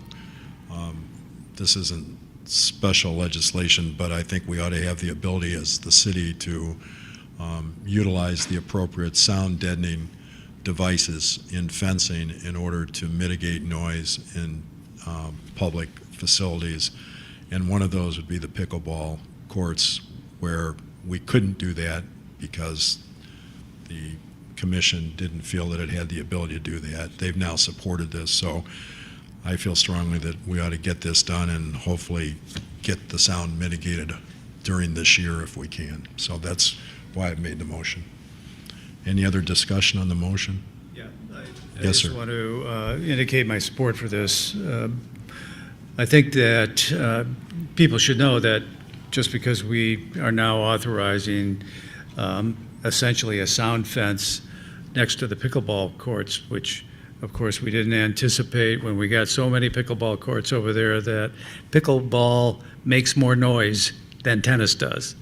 And so the neighborhood, I think, has brought to our attention that there's a way to deal with this. So I'm supportive in that respect. It doesn't mean we're putting a 8-foot fence into every park that we have or anywhere else that we have C zoning. But I am interested in knowing where the other 14 are that are not city-owned, so that we can anticipate if we're going to have some kind of unexpected request in the future. So if you can pass that along to me, like I said, I'm very supportive of this and I'm voting yes on it, but I would like more information later. The last page of the packet has the list of properties with the owners' names on it, so and the addresses. So that's available. I can tell you I think there's one privately owned property that's essentially a sliver of property that would not allow a fence at all on them because of clear vision issues. Okay, any further discussion? Could we have a roll call vote, please? Councilmember Altman? Yes. Councilmember Meadows? Yes. Councilmember Watson? Yes. Mayor Brookover? Yes, motion passes unanimously. We then move to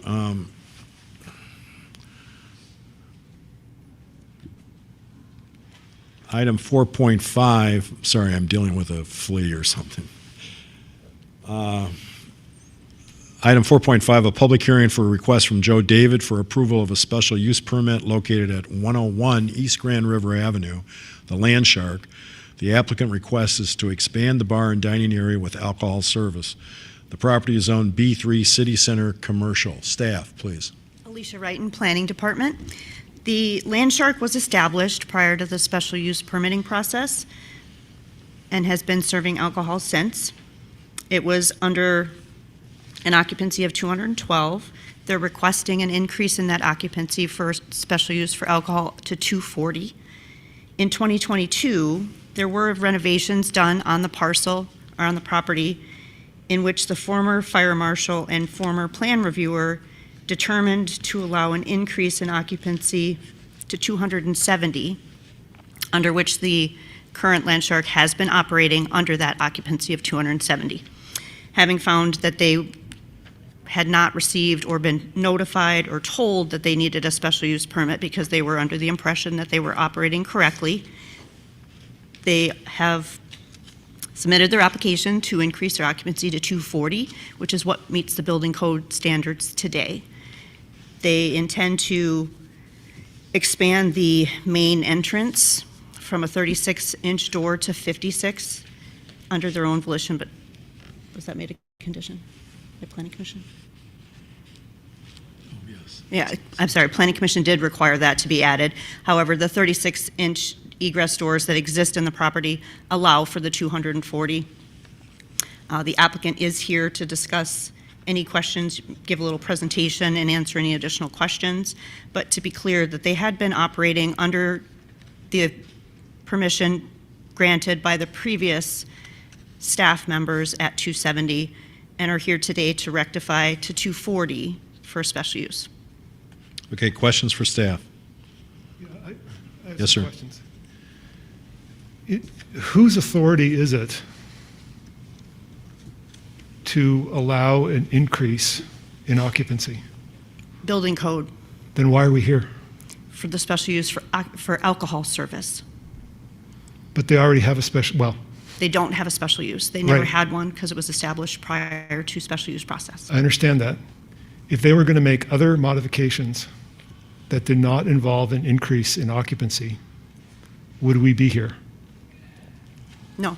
So then, go back to my original question. Who has the authority to grant an increase in occupancy under these conditions? They're two separate avenues. So the building department for the building code determines an actual occupancy. Special use determines by city council alcohol service occupancy. Could I ask the city attorney to weigh in on this issue? Who's got the authority? I was going to hope that you were going to do that, Yeah. so yes. Who's got the authority to grant an increase in occupancy associated with alcoholic beverage? Is it the building official or is it the city council? They're two separate. Well, I think that there is a building official element to this. What I'm afraid I don't have an answer for you this evening is whether city council also has that authority in terms of the special permit review process. And can certainly give you that answer if this comes back and look into that. But at this moment, I don't have a precise answer for you. But there are occupancy levels allowed under other codes that are administered by the building officials and I believe the fire marshal as well. So what I don't have an answer for is whether city council also has some authority in connection with the special permit, special use permit for alcohol establishments. Yeah, so there has to be a single authority here, right? Yes. Just, I guess to be clear, so as far as the building code goes or the fire code, you have a certain space in the basement in this building, and if that's in a hospitality category, or I'm forgetting the exact building code definition, but let's say hospitality, say it was a restaurant or a bar or something, it would have a certain occupancy based on the amount of floor space. But so that would be for the building. regardless of the use, as long as it's within a certain building code class. But then the alcohol is the question here because the alcohol is a special use. So an expansion of that alcohol use requires a special use approval from council. Okay, so that's the closest thing I've gotten to an answer so far tonight, which is that an expansion of alcohol use requires approval by the council. Is everybody agreed on this now? Yes. thought that's what I said, but yes. No, that's not what I heard. I heard that there were two different authorities, and maybe we had authority over this, and maybe we didn't. But it sounds like we now agree that we are the ones, or whoever's sitting in these seats, are the people who have to grant an expansion of alcohol use associated with occupancy. If that's true, if that's the law, then they've been operating in violation of the law. Well, all right, so rather than cross-examine staff, we have a city attorney here who can render an opinion. I guess where I'm going on this, Dr. Altman, is do you want to defer the public hearing until we have answers to those questions, which are very valid questions, and so we have a better sense of exactly how all the pieces of the jigsaw puzzle fit together? And having said that, you made a statement, I think, on the record that there had to be one authority. I think that's a misnomer. I think there's a mixed situation here. But that aside, do we want to defer this, or do we want to go plow ahead into this, not really knowing exactly what the legal context is without legal advice? I'd like to make Go ahead, few Mr. comments Meadows. before we do that. So the difference that I see is that what a building official is going to look at is the total square footage of the space, going to determine the number of people that can lawfully be in that space. But our SUP requirement provides the authority to the city council to limit that to what we think is the appropriate number of individuals for alcohol service within this particular location. Is that correct, Mr. City Attorney? That is the question that I understand that's been presented. Well, in this particular case, from the staff report anyway, and we're starting to see this more in staff reports than I think we have in the past, which is looking at the building official's calculation as the total number of people that can be in a place, where in the past, we require you to have seats. If you don't have seats, there may be some standing room, but if you don't have seats for these people, you've got in yours 101 standing room individuals to be in this location. We've already turned down this just like a month ago, for another location within the downtown who wanted a lot of standing room. I'm not voting for any standing room, other than what can be logically attributed to the staff and to people perhaps waiting in line to get into the location. But I just wanted you to be aware of that at least in terms of my vote, I'm not going for this as it's presented right now. Okay. So I think that we need some answers from the city attorney as to the extent of our authority. And I would agree that this is the time to defer this in order to obtain that information. But I wanted you to know where I am on it right now. Okay, Mr. City Attorney, is it appropriate for us at this point to make a motion to defer the public hearing until our next meeting? Well, as I understand it, this has been noticed as a public hearing to the public, and there have been members of the public that perhaps have shown up this evening. You can hold the public hearing for those in attendance this evening. You can decide whether you want to enable the public hearing to be continued to the next meeting or close the public hearing with the understanding that all the comments that are received have been received and don't relate to the legal issue. The purpose of holding off is on a legal issue. It is up to council. I would encourage you to proceed with the public hearings. This has been noticed at law, and you've indicated that you would be holding it. So I would recommend holding it and then either deciding to take more public comment at the next meeting or not. Okay. And it would be appropriate if we started a public hearing tonight that we could also continue it to our next meeting. Is that correct? You could if you would desire to do that. Okay. So unless there's some objection from the council or any member of the council, I want to open the public hearing with regard to a request from Joe David for approval of a special use permit located at 101 East Grand River Avenue, the Land Shark. The applicant request is to expand the bar and dining area with alcohol service. The property is zoned B3 City Center Commercial. Mr. Cooper, is it? I couldn't read your writing. Great. Thank you very much, Mr. Mayor, members of the council. My name is Don Cooper. I live at 611 North Harrison Road here in East Lansing. I've been a homeowner in East Lansing for over 20 years. I'm here in support of the special use permit. Part of why I continue to live in East Lansing is because of the vibrancy that comes with our downtown and our downtown businesses. And over the last few years, I've been very impressed with the improvements that Joe has made to the Land Shark. And every once in a while, it's nice to stop down for a late lunch or early dinner, and was excited when he shared that he wanted to continue to invest and improve the Land Shark, and hope that the City Council finds a way to support the investment in that. So thank you very much for the time tonight. Thank you for coming. Mr. David.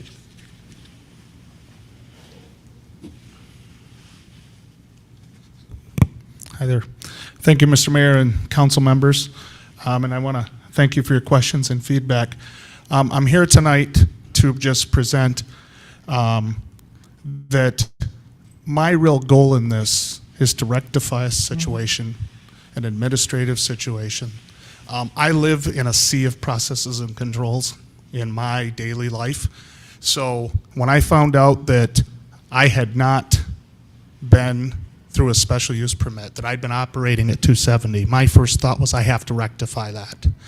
So my goal was working with the city to come up and, fix this. I want to do the right thing. I've invested heavily in the city of East Lansing. I have 3 generations of Spartans. The Land Shark, prior to it, was Cave of the Candles.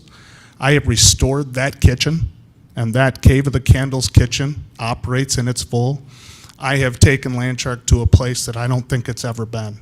And I'm not saying that to toot my own horn. I'm saying that for my passion and my love for East Lansing. And so I want to rectify this. I want to do the right thing, and I want to do it by building. I want to do it by council, and I want to make sure I'm doing the right thing for the city. And I'll take questions if necessary. I do have some questions for you, if you don't mind. So it's been a long time since I was in your facility, and I noticed lines of people trying to get into your facility on big weekends. And forgive me for my stupidity, but is your facility downstairs? Yes. Okay. And so, and the space that you now occupy is in effect identical to the Cave of the Candles space? That's correct. Okay. So where is the ingress and egress from your facility in case of a fire? Ingress is on Grand River Avenue between Auntie Anne's and Charlie Kang's. Right. Egress is, well, it's the same egress, but there is a fire escape, a fire egress on Abbott Road, just next to next to Noodles' Abbott Street entrance and P.T. O'Malley's. So I have 2. So you come up from the basement. So you only serve in the basement, correct? That's correct. Everything we're talking about is basement. That's correct. Standing room, sitting, whatever. Correct. Okay.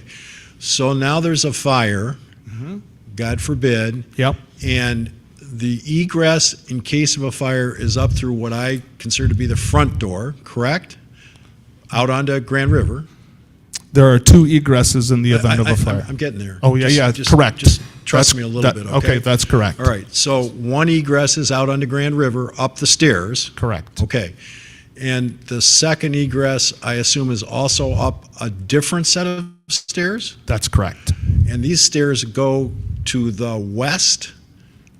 These stairs go, one set of stairs goes to the south, and one set of stairs goes to the west.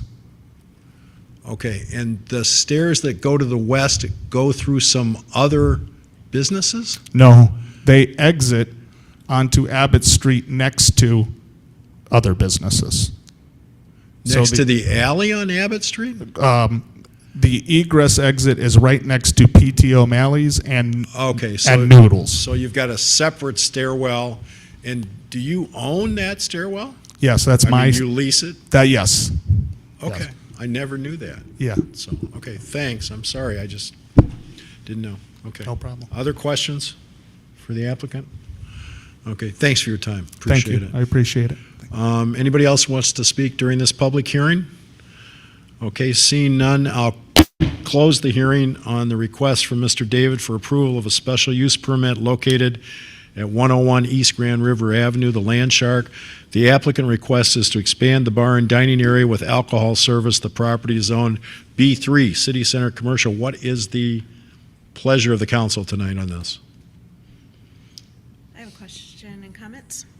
Yes, ma'am. I'm not here to penalize a business for trying to right something that was brought up in their, that was brought to their attention. Land Shark has been here a long time. And I want to share, I guess I'm older, but I'm younger amongst us. We like to sit down. Our knees hurt, our back hurts.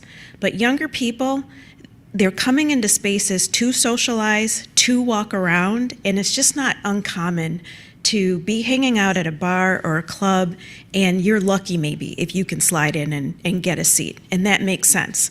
Look how long they'll also be willing to stand outside and go inside. And so I think also considering what the young people are doing and what they're okay with doing, like not needing seats all over the place, and less seats also helps with socialization, standing, dancing, talking.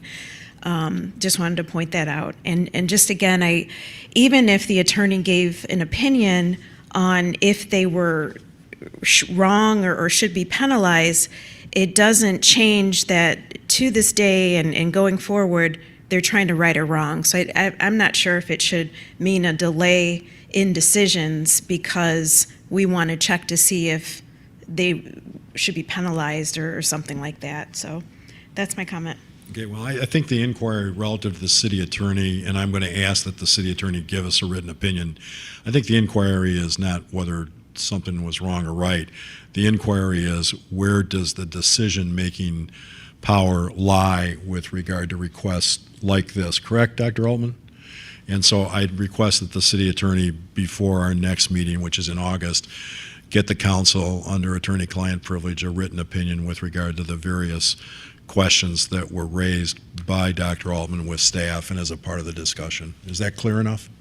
Yes. Okay. I would like to just comment on that. I don't have any problem with your request to the city attorney. Why would this be a privileged communication? We've had this discussion in an open meeting, and we're asking for a question, the answer to a question that has been made in an open meeting. Because I like to get the advice of the city attorney confidentially. If at some point it's decided by the council as a whole that that confidential advice should be released or included in the packet, so be it. That's why I'm asking for an attorney-client privileged document. But if you don't want that, then we just won't do it. You won't have an opinion? Pardon? Yeah, you're saying we won't have an opinion? if we I'm don't want- asking for a confidential opinion. Yes, sir. Okay, I'm just telling you, I don't believe that we need a confidential opinion. I think we need an opinion so that the public can see what authority that we have and that it's not kept secret from the public. So that's my comment with regard to it.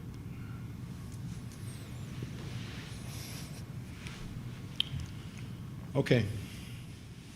Moving ahead. Business agenda, review of the draft 2024-2025 comprehensive plan update and approval of policy resolution 2025-5, affirming the Planning Commission's authority to adopt the plan update. Staff, please. Thank you, Mayor. I have a brief presentation I'd like to pull up. You want to blow it up or you want to show it to us? Blown up both. On the screen right now, it's just 600 slides, so I'll be quick. But I kid. You're getting kind of secure here, aren't you? I am, thankfully. You can joust with me at your heart's delight, I guess is what. And I really appreciate that, Mayor. I'm sorry, Landon. Do we have this? No, actually, no. You have the full plan in your packet. This is just meant to summarize All a right. few points. Are we able to get it? Sometimes we're able to get it right on the Yes, now. I'd love to do that. It was a sort of last minute All right. Thank you. addition, but I will send that out. So the biggest, I said, I actually just have 8 slides, so I'll be quick. This is an update, not a replacement. That's been a question quite a bit. But back in November 2023, we did some early engagement at some community meetings and said, we know that the state requires us to review our comprehensive plan every 5 years, and the last comprehensive plan was adopted in 2018. So in late 2023, knowing this, we started trying to understand what are the community's priorities. And through a couple of early engagement sessions, we found that the community's top priority was social equity, which I'll talk about in a moment, followed closely by housing, public health, and resilience, or climate resilience and sustainability. So with that information, we went to the Planning Commission. In December, they said, yes, we want to move ahead with the process. According to state law, the state gives us the opportunity to do a new plan altogether, an update, or just to let the current plan as it is just stay. The Planning Commission said, we'd like you to update this plan, go for it. So staff went ahead and started the process. In January of 2024, the Planning Commission created a coordinating committee, which has been meeting since then, roughly every month, with a little bit of a break at the end of 2024. And Councilmember Meadows, I just want to recognize you and thank you for all of your work on this, on the committee as a Planning Commission liaison and your guidance throughout this process. The community engagement started in early 2024 with our student group at MSU, an urban planning practicum group, and they created this report, which was student engagement report for the 2024 East Lansing Comprehensive Plan Update, which is available online, will be added to the main document as an addendum. But we really wanted to have students doing student engagement, so they did that from January until April. And then between April and through October, we did some wider community engagement that wasn't focused on students necessarily, but that started with identifying core values, then talking about what are we getting into, what does this comprehensive plan process look like, and then we started doing thematic meetings. In June, we did social equity. In July, public health. August, climate resilience. And then in September was housing.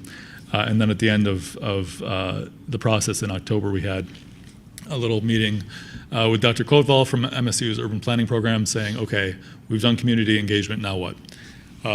For the thematic meetings, we had each as an expert speaker that would come in and speak to the group, typically during the day in this room, and then immediately after had an age-friendly talk back. So we have the Age-Friendly Communities Action Report, which is also being updated at the same time.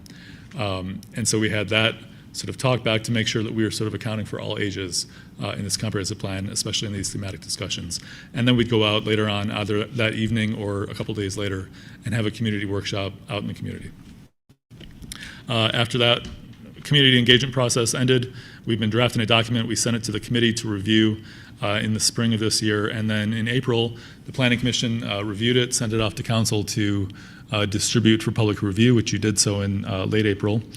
That 6-week review period finished up on June 11th, and here we are today with sort of our review and approval steps. So the process was data-driven from the beginning. We wanted to take a really hard look at our demographics right now. I'm not going to go through these, but I'll just say that all of these and much more data are in the comprehensive plan. We just wanted to make sure we had a clear picture of what the community looks like today and also how it differed from the previous plan 5 years ago. I went through our community engagement process a little bit. That was mostly throughout late 2023 and into October 2024. And then I wanted to talk about social equity in the plan. One comment that we received back from the public review period was essentially you said as staff and in community meetings that the community said social equity was the most important focus area of this plan, but we're not really seeing it explicitly in the plan. And so we took that seriously and added several sections in the comprehensive plan, which are now in your final review draft that's in your packet.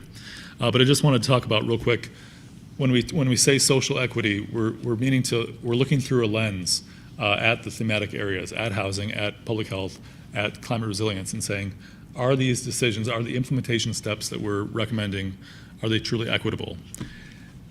Equitable versus equal gets a bit of is misnomer sometimes. It's not fully understood. So I just wanted to show this graphic that essentially when you have in this case, the tree is a metaphor, the giving tree, right?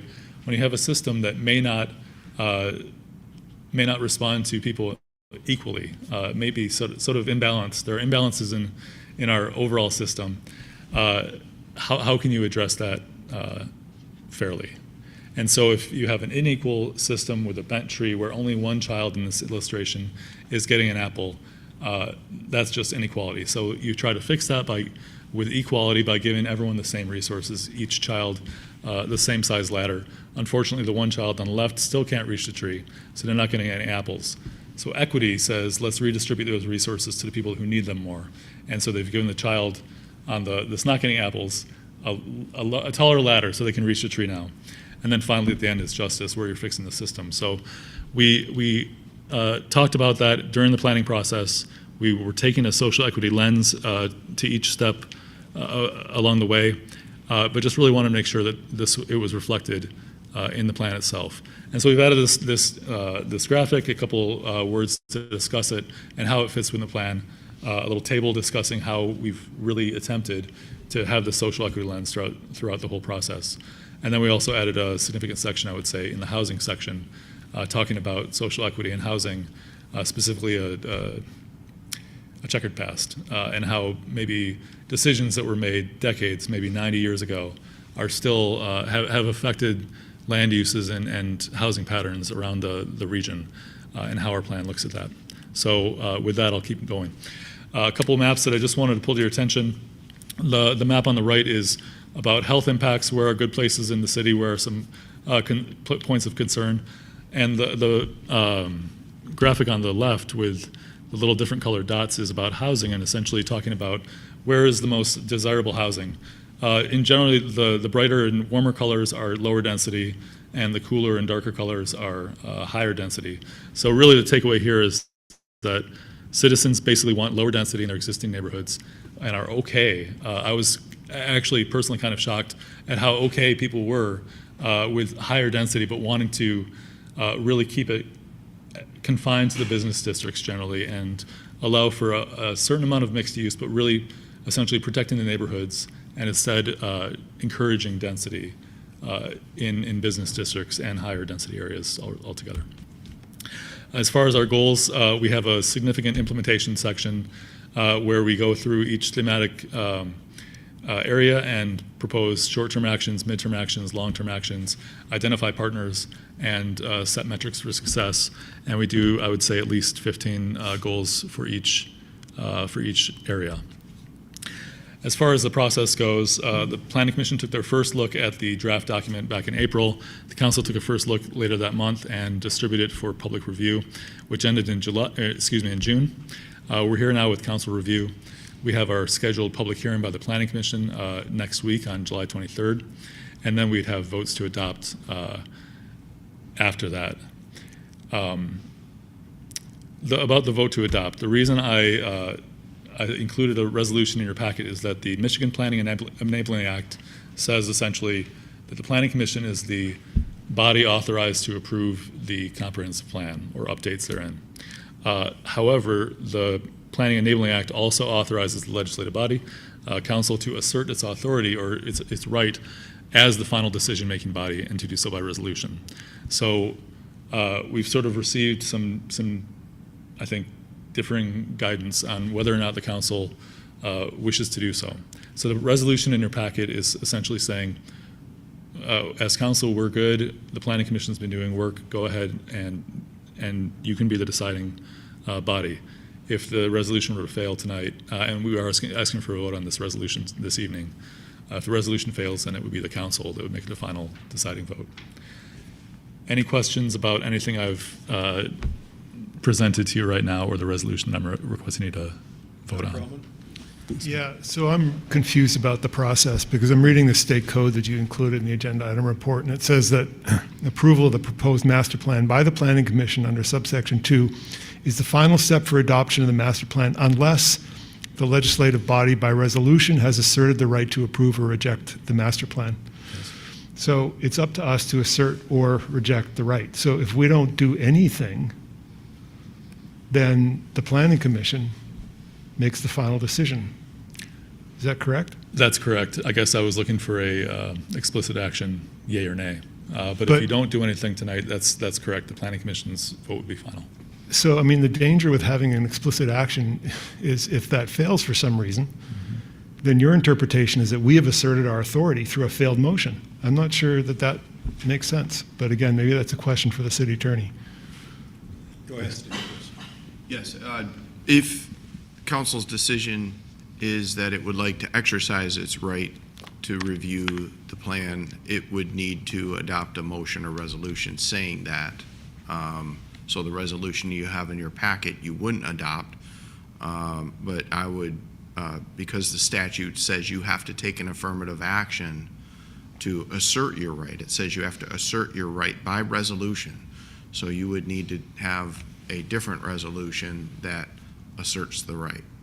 Yeah, so my take is that what we needed in our packet was a resolution that gave us the opportunity to assert the right. And then if we decided not to act on it, then it would be the Planning Commission's authority by default under state law. So I think we needed a different resolution in our packet. If I may, Mr. Mayor? Please. Yes. In my experience, many communities adopt a resolution like this so that it is clear in the record that City Council is not asserting its right. So you have that record in place. And City Council is saying, yes, okay, we're allowing the statute to proceed with the Planning Commission as it's written, and we're not going to assert our right. That erases any doubt or question as to what City Council may or may not want to do. Not all communities do it, but it is not an uncommon practice. I have seen it in other instances. Okay, other questions? Yeah, Go ahead. I have a question on timing. Let's just say that we've completed the work with regard to the comprehensive plan update, and City Council takes no action. Since the statute doesn't say when the City Council must take action, doesn't that create an ambiguity if we don't do anything to say we're not going to, the Planning Commission is going to take care of this as opposed to us? If I may, Mr. Mayor? Please. Yes. At this point, your record is, if you decide you don't want to adopt this resolution tonight, I think your record is pretty clear that you've considered it. You've decided not to adopt the resolution. And if you don't make an affirmative resolution to assert your right, I think our record is going to be pretty clear that you're not asserting that right at this point. The idea here is to bring it forward to you and let you make that decision so you have the opportunity to exercise your right if you want to. The resolution in the packet, again, just is a document that makes it clear in the record that you decided, and let the Planning Commission know that, yeah, we're not going to assert that right, and recognizing what they've done. And I'm assuming you don't know the answer to this, but maybe Landon does. What did we do last time? In 2017 or 2018, when we considered the last update, we did not take action. But I can't remember what happened during that meeting. Either I know that we made a clear decision in our discussion that we would prefer the Planning Commission to adopt it because it's not binding on us under those circumstances. But if we were to adopt it as our adoption, there may be a requirement that we follow it in every circumstance. So, do you know what happened, Landa?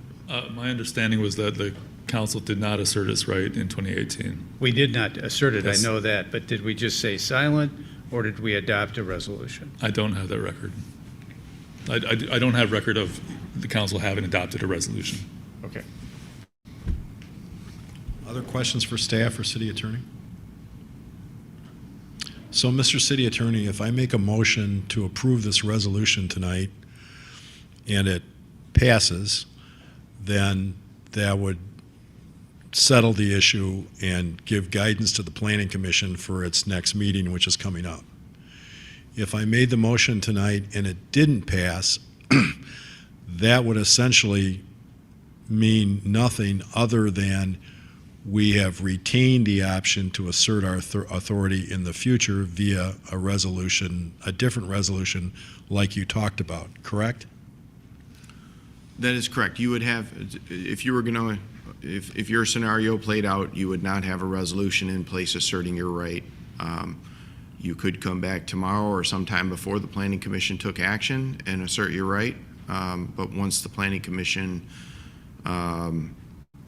proceeds with adopting the comprehensive plan, if you haven't asserted that right, then that plan is going to be the city's plan. Okay, so is the scenario here that the Planning Commission at its next meeting or a subsequent meeting would be voting to approve this comprehensive plan, Landon? Is that where we're at?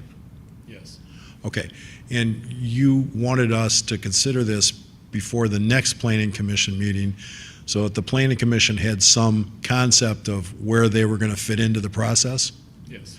And did you anticipate that they would actually be voting on this comprehensive plan at their next meeting? I don't anticipate that they may. I don't expect them to. Okay, because I think on your chart, you were talking about you had that they were going to take a look at it, and then you had like a decision at the end of the chart, which didn't suggest that it was going to be at the next meeting. No, it could be. I don't have any signal from the Planning Commission whether or not they would act next meeting or not. Okay. So in part, this was an attempt to clarify things for the Planning Commission, correct? Correct. And could the Planning Commission make changes to the proposed plan at this point in time? Certainly. Okay.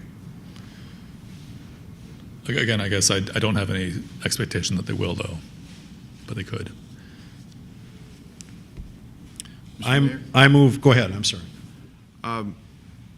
If I could, as a piece of thoughtful advice or something for you to consider, is that if council is inclined to not approve this resolution, and if a motion to approve it were to fail, to avoid any confusion, if you have any idea ahead of time that that's going to happen, it might be clearer for the record to take no action at this time, if that, as opposed to making a motion to adopt this resolution.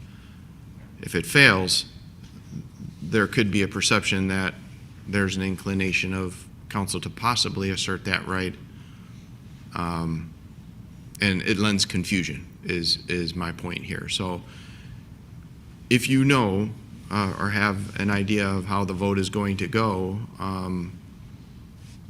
I'd encourage that no action be taken. Mr. Joppich, I've already told you when we've talked about various things, I never have any idea how this council is going to vote. No, Mr. Meadows. I understand. I'm asking the city attorney to suggest language, if there was a motion, suggest language that would be utilized in that motion to make it clear that this is a decision to be made by the Planning Commission.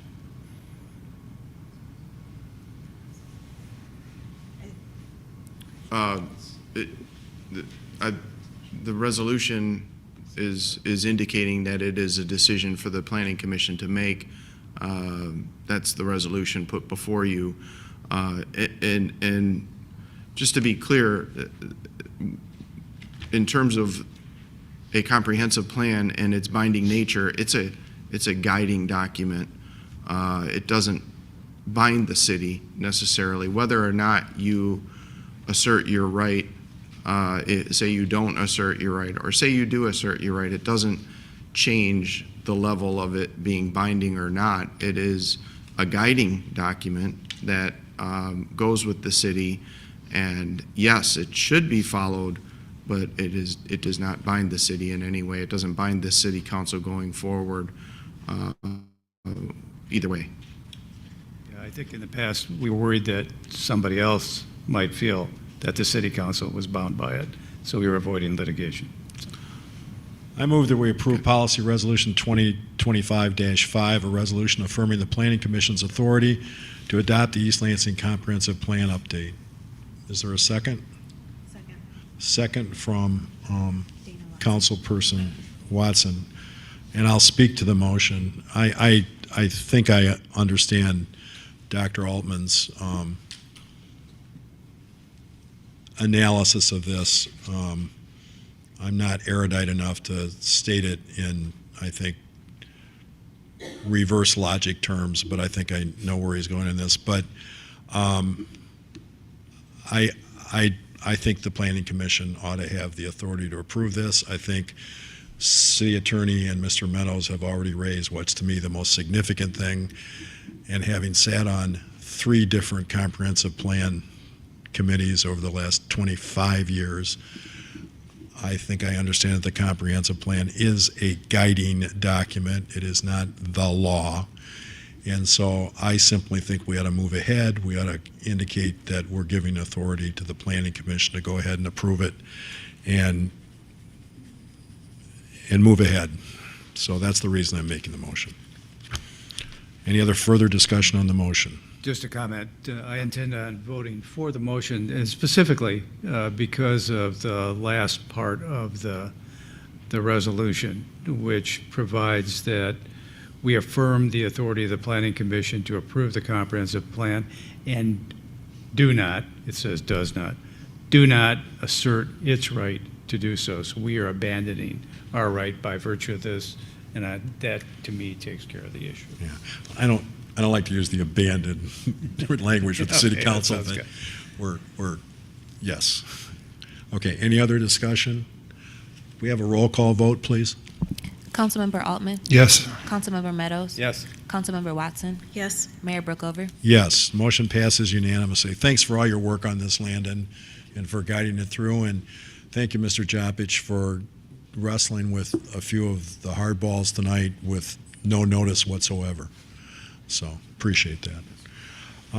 Item 5.2, consideration of ordinance 1543, amendments intended to be corrections and clarifications to Chapter 50, quote, zoning, end quote, and Chapter 32, quote, signs, end quote, of the City of East Lansing's Code of Ordinances.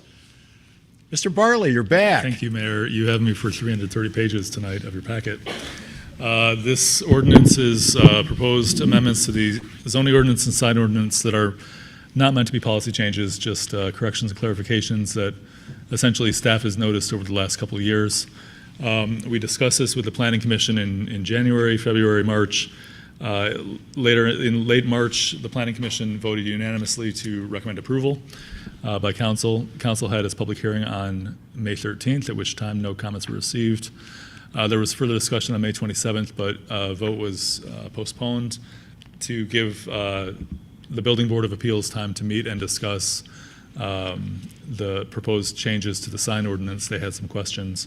The Building Board of Appeals met in late June 26th, and proposed some minor changes to the section about nonconforming signs, specifically adding the words "must be kept in structurally and cosmetically sound condition," and to allow maintenance that includes structural repair.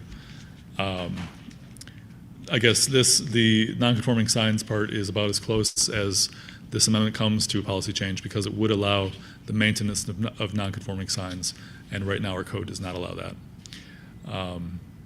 So I guess those are the only changes that have been made. Those have been incorporated into the proposed amendment as it's before you today.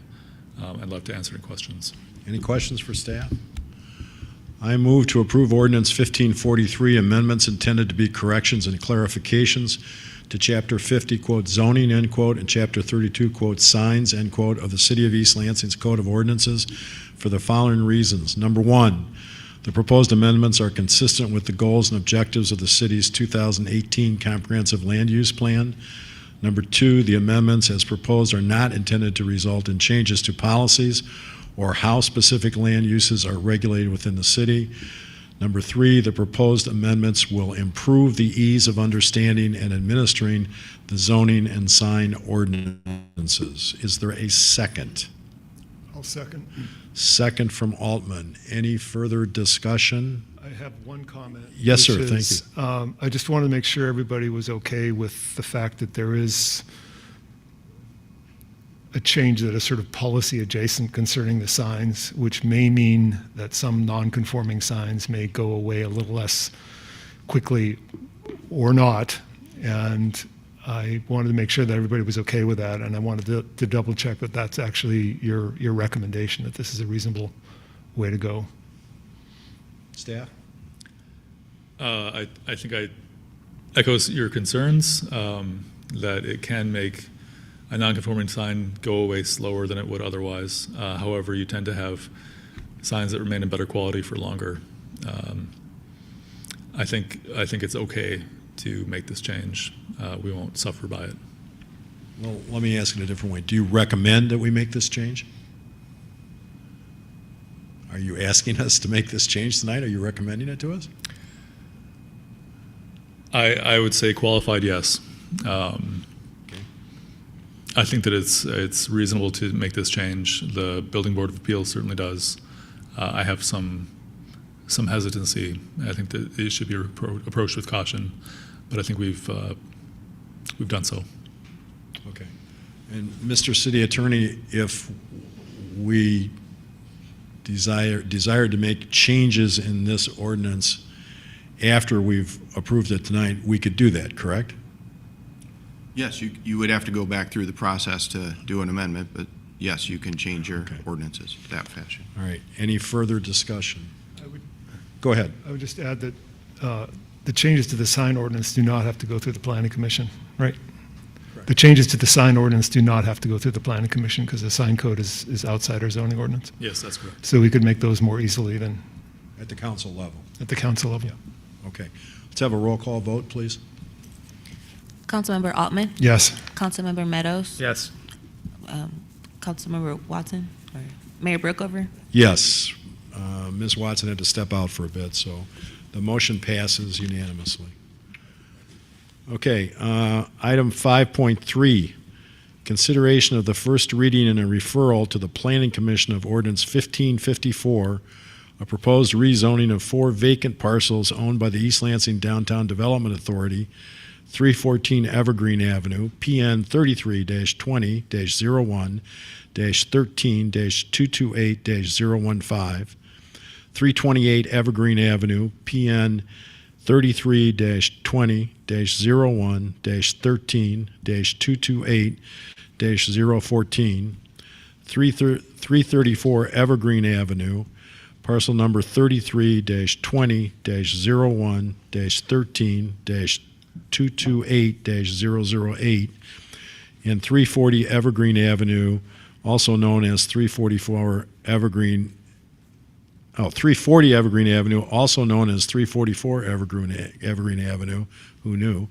Parcel number 33-20-01-13-228-007 from RM32 City Center Multiple Family Residential to B3 City Center Commercial. Staff, this kind of reminds me of trying to figure out who had the right to cut trees on Ardson Road. But would you lead us through this saga, please? I'd love to, and I'm joined by Marcia Kaprowski, our DDA director. These 4 properties have had gone back and forth between B3 zoning and RM32 zoning several times between 2015 and 2017. Enough so that we had Royal We as staff and everyone thought that the properties were zoned B3 and have marketed them as such. We went in and did some digging and realized fairly recently that no, they were not. They were actually zoned RM32. And so based on this, the DDA met on July 9th, 2025, and unanimously voted to support this rezoning and submit this application. And so tonight's action would introduce and refer this rezoning request to the Planning Commission for a public hearing. Any questions for staff? Okay. And this is part of sorting these properties out in order to market them. Is that correct? They've been marketed. I know. We would be matching the zoning to the marketing. We were clarifying. That's correct. Okay, all right. And I do have go ahead. Yes, sir. Questions.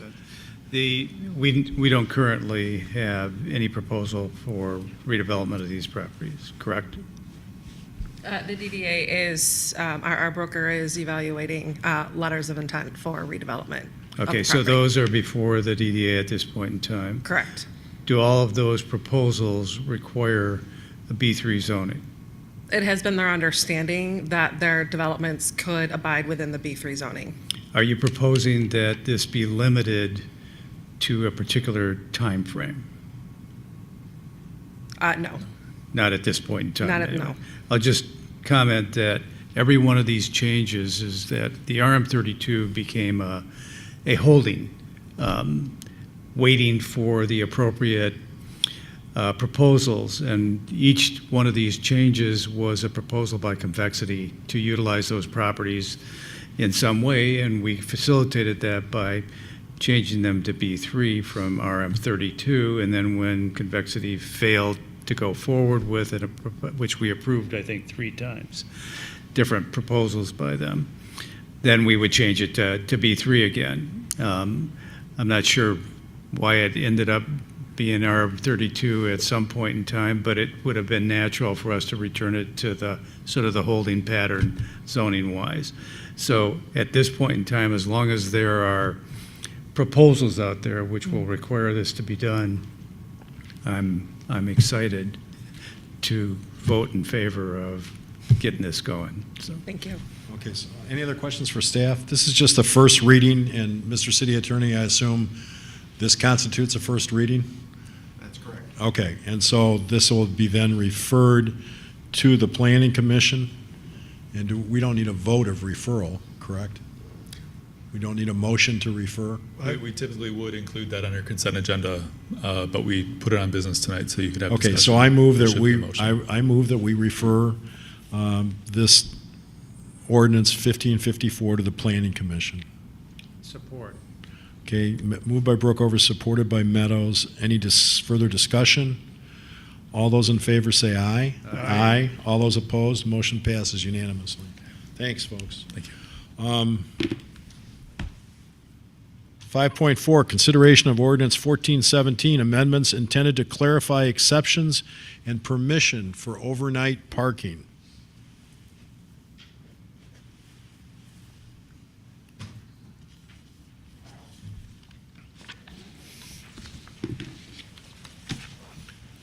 Yes, sir.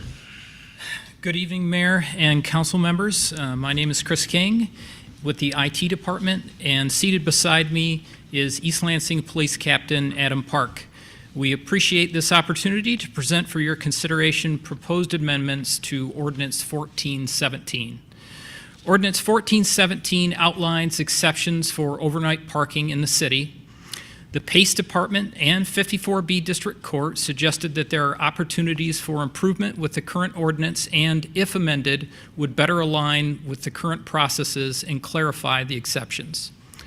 We brought together a cross-functional team made up of IT, ELPD, Pace, Treasury, Housing, Public Works, GIS, Fire, Parking, the City Attorney, and more to review this ordinance. These were content-rich discussions. The team sorted through the history of the ordinance, work group processes, request mechanics, and ultimately the proposed changes are before you today. Simply put, the proposed amendments shift the permission from a residence to the vehicle, remove ambiguity as it relates to the definition of a year, and clarify the conditions under which an exception will be granted. The proposed amendments were reviewed by then City Attorney Chubb and our current City Attorney Stephen Jopik, whose redlined version of the ordinance is attached to the agenda. Subject to your questions. Okay, any questions for staff? Yes? So this is a first reading. That's correct. Tonight. We don't have to, do we need a motion for that? Because we're not sending it to any commission. Okay. Yeah, I don't think so. I did want to float one very minor wording change. Absolutely. Under section 2B, it says, as the sentence continues, it says, and may only be granted for 20 nights total in one calendar year. I would suggest adding for that vehicle, so the text would read, and may only be granted for 20 nights total for that vehicle in one calendar year. Thank you. It's not a substantive change, but it just makes it a little clearer, maybe. And that was our goal. Okay, anything else? Just a comment that when we originally passed this, the thought was we were providing guest parking, basically, at a particular location or home, which might be prohibited because of the permits that might be in that area. So changing it to a car, I don't think the homeowner always knew who the car was going, or what the car was going to be. So that might be something you want to take a look at. Okay, Ms. Watson? Yeah, I was going to ask about that too. So if it's the car that has to be registered, does that penalize people that come overnight to the person's house? Go ahead. I was just going to say that they would have 20 occurrences. But you said it was a vehicle and not the person. So like if a friend came over 2 days or something like that, they could get penalized because their vehicle wasn't registered. Just the opposite. So that Thanks. person then would also have 20 for their vehicle.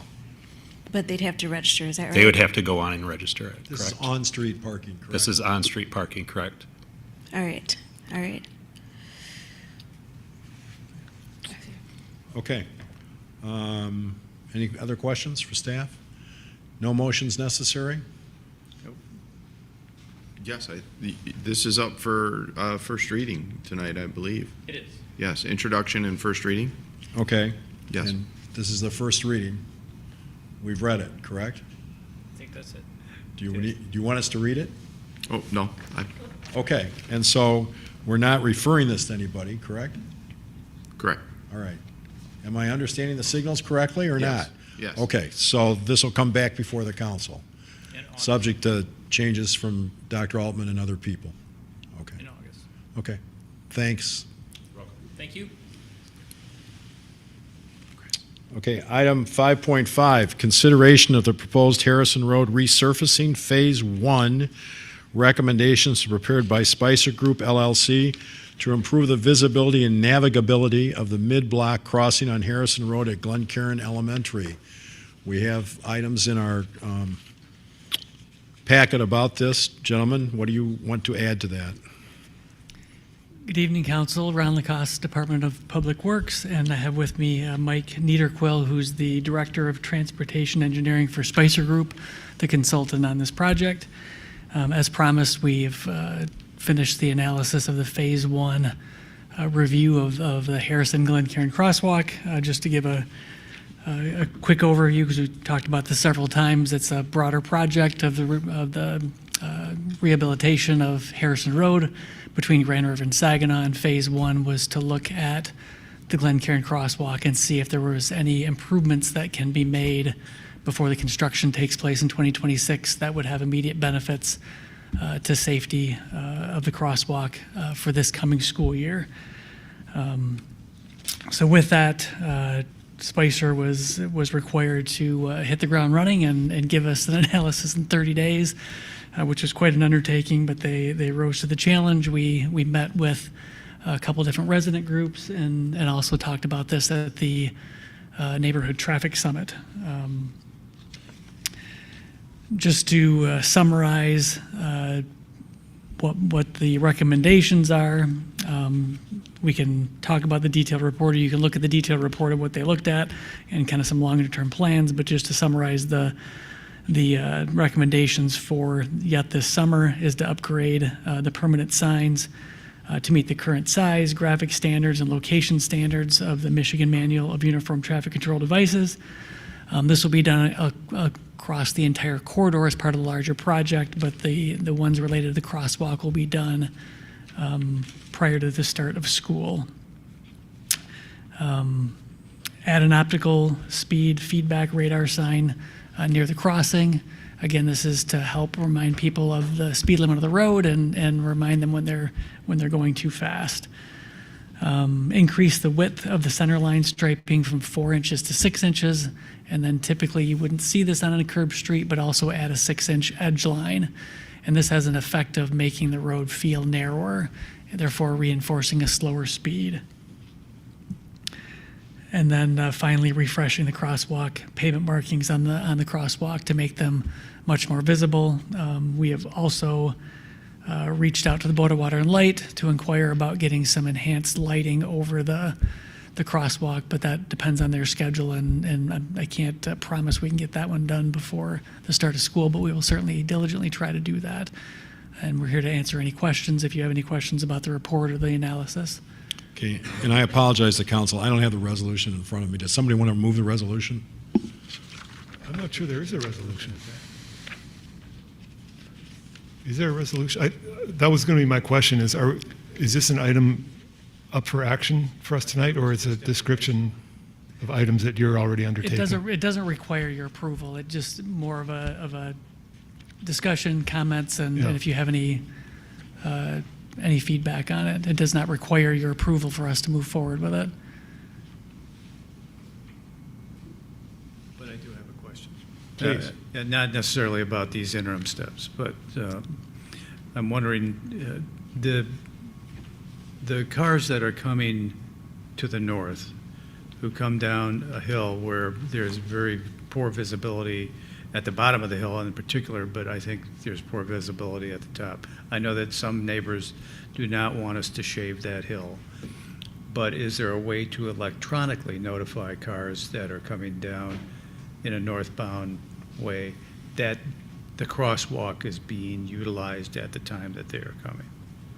And that will certainly be looked at under the Phase 2 analysis. Once traffic returns, they'll do traffic counts, pedestrian counts, study the school pickup and drop-off times, that type of thing, and that will be looked at during Phase 2 for implementation under the construction in 2026. This was just things that we could accomplish yet this year, and the advantage of what we have before you is that we can do this with existing contracts because we have an existing striping contractor already under contract, and the rest of it we can do with in-house forces. Okay, so I would request that you get it done yesterday. Does that give you sufficient guidance from the council? Absolutely. Our intent is to move forward. Anybody disagree? Dr. Altman? Well, I just want to say, let me put a positive spin on that, which is thank you for leaping into action as quickly as you did, and thank you also to Spicer Group for doing a lot of work in 30 days to do this analysis and sort of prepare to get stuff done in time for the school year. I did have a question. Please. One of the suggestions in the report is that if the school board allowed a wider range of drop-off times, that could help. That seems like, in principle, it's something that they could implement relatively quickly because that's a policy change that they could get done by the fall. Has the school board or school authorities shown any interest in collaborating with us on these issues, or have they just punted it off to Sorry, us? I think I got your bug over here. We have not reached out to the school district yet to talk about those broader issues. We did get some feedback from some of the resident groups that the afternoon is actually more problematic, even though the drop-off time is tighter. When they're picking up the kids, everybody's got a sign in their window and they got to put the right kid in the right car.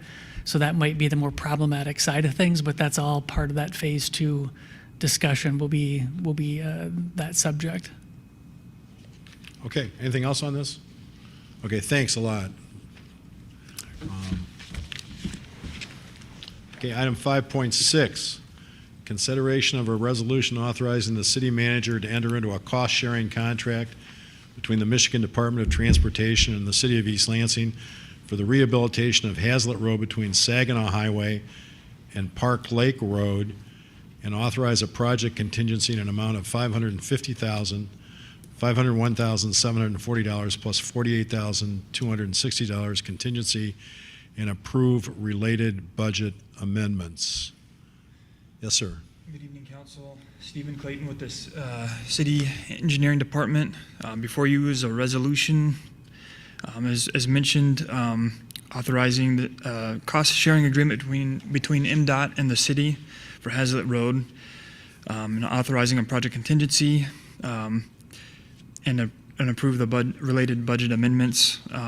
The amount there, we actually changed the contingency from roughly 10% to 15%, which is not shown accurately in that subject line, but it is shown in the financial impact section, so I did want to point that out. And I'll go over that in a minute. So this project is a rehabilitation road project on a major street. There's three main funding sources for this project. The TIP, or the Transportation Improvement Program, is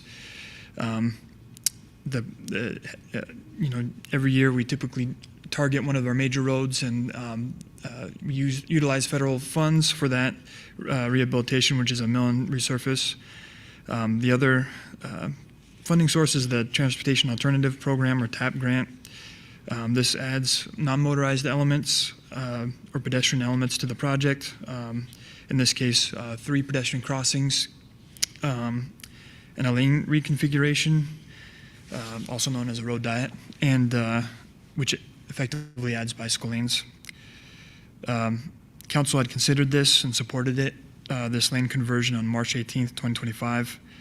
There is also a non-participating portion, which is for the milling and resurfacing of the crossover on Saginaw. So if you're going west on Hagedorn as you're crossing Saginaw, in collaboration with MDOT, so that portion will be reimbursed by MDOT. And then there's also a signal modernization, which had been previously budgeted, but was kind of included with this project since we were in the area. We requested that of our consultant, Rowe. Those 3 sources of funding, they're found in Exhibit 1 of the NDOT agreement. That exhibit also kind of summarizes the federal and local share. So the TIP and the TAP portions of the project have a local share of roughly 20%. Then the non-participating obviously is 100% local. But that exhibit is a good summary there in that packet. The project is scheduled to begin August of this year, be completed mid-November. We actually had the bid opening or letting last Friday, where I was not able to incorporate those into this packet. But the project inspection and administration will be completed by Rowe with assistance from city engineering staff. The financial impact section kind of summarizes the local match, the contingency amount, and then the budget amendment. And the kind of breakdown, this would be from major street funds, but it's broken down by the signal portion, and then the additional fund balance for the project, as well as the kind of approximate MDOT reimbursement. With that, I'll take any questions. Questions? I have a question. Yes, I sir. want to make sure that I have the numbers right, so that when I make a motion, I'm reading the right numbers. Right. So if we look at the agenda item, the item itself, I believe the number of $550,000 is actually $576,740. That's correct. And the contingency is not 48,260, it's 75,000? Correct. Okay, thank you. So I'm confused. Didn't we already approve this? Isn't the construction already going on Hazlitt Road? I'm just going to read this item. This is, so what was approved in March was a support resolution, which is required for the MDOT funding. It's basically the city's support of that project, so that when we come here, the city's already aware and supporting the project, and it can move forward from this resolution. This is just the cost-sharing agreement portion, which kind of sets the federal local estimates of that project. Okay, so this is the project that starts at Hagedorn and goes to Hazlitt? It's on Hazlitt Road. It starts from Park Lake and it goes to Hagedorn. It also kind of goes a little bit past to Saginaw. So it includes that portion between Saginaw Highway and Hazlitt, and then also that crossover leg. But it's also right now involving construction at the intersection of Hazlitt Road and Hagedorn. So that work that's going on right now is being done by consumers in anticipation of this project. Okay. And, yeah. and again, this is again a project that didn't take into consideration that stretch of road that goes from Saginaw east to that intersection. It does consider that section, so it is a rehabilitation of that from Saginaw to Hagedorn. Okay, I don't remember us. What are we doing there? It's a rehabilitation. What does or that like mean? resurfacing. It's a mill down of 3 inches and an overlay of Okay. 3 inches. And then the striping is going to be essentially the same. The striping won't change from that section. Like all of our lane configurations, there'll be the same lane configuration through the intersections, and then there'll be the road merger into one lane from 2 lanes to one So lane. we're still past the intersection. funneling the same amount of traffic off of Saginaw to the intersection, and then it's going down to 3 lanes, correct? Correct. Okay, thank you. Thanks for clarifying. Yes. Okay, other questions for staff? Yes, ma'am.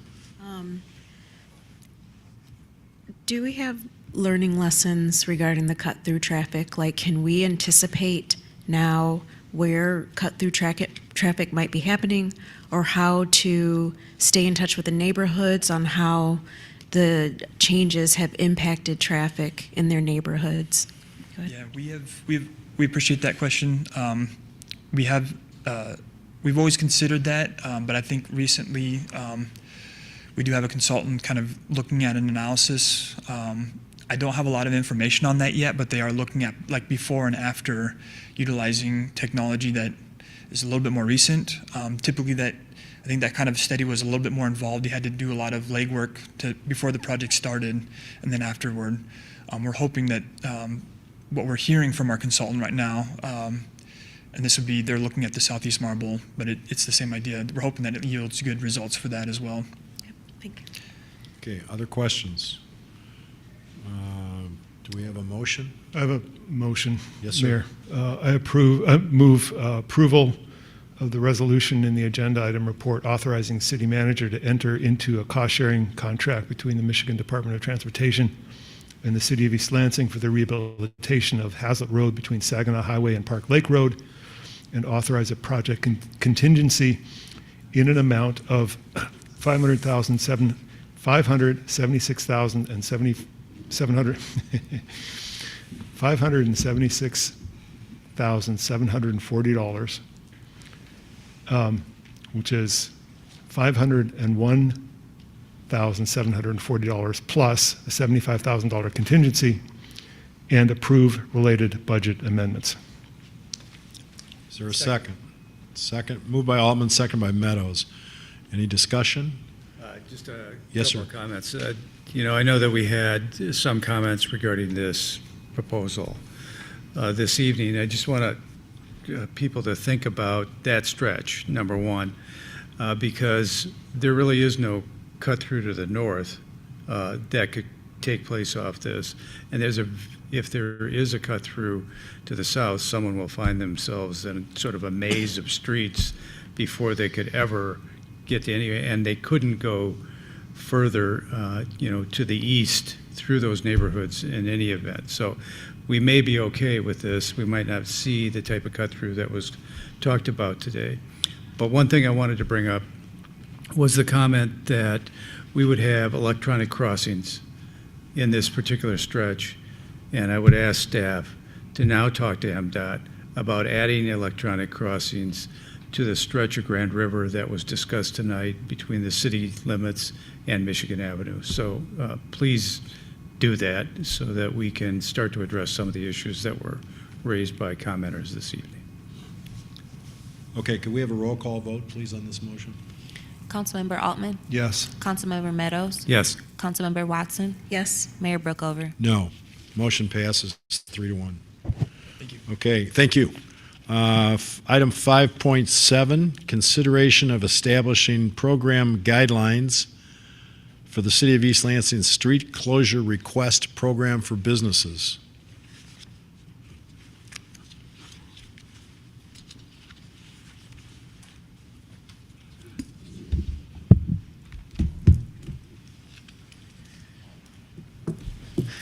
Good evening again, Council. Matt Apostle, Community and Economic Development Specialist here with the City of East Lansing. I am joined by Heather Pope, Director of Community and Economic Development. Tonight will require a little bit of context, but bear with us. So on September 20th, 2022, City Council approved Policy Resolution 2022-15. That was a policy resolution to establish a pilot program that allows businesses to apply for a street closure adjacent to their business for expanded retail purposes. Per the resolution, these closures would be approved administratively and then effectuated by the East Lansing Department of Public Works. There was also an application fee established of $350. When this was approved as a pilot, there was no end date set. There was also no program guidelines established associated with the program. Since that policy resolution was approved, the Downtown Management Board staff has taken on the task of administering the program to interested businesses, and since fiscal year 2024, they have allocated funds for paying for the costs associated with the Department of Public Works for effectuating these closures. Over the past few years of administering the program, staff have recognized several ways that the program could be improved to ease administrative burden, as well as make sure that the approved events under the program are truly meeting the intended goals of expanding retail purposes and benefiting the neighboring businesses. So with that in mind, staff began trying to develop some program guidelines to make that a little bit easier and just kind of have set rules more so beyond the policy resolution, which did not include as much detail as would be necessary to run this program efficiently. We received feedback from various departments on these program guidelines. They were reviewed by the city attorney back in January of 2025 and then brought to the Downtown Management Board, who reviewed them at their March, April, May, and June board meetings before making a few amendments to it and then recommending them to you tonight.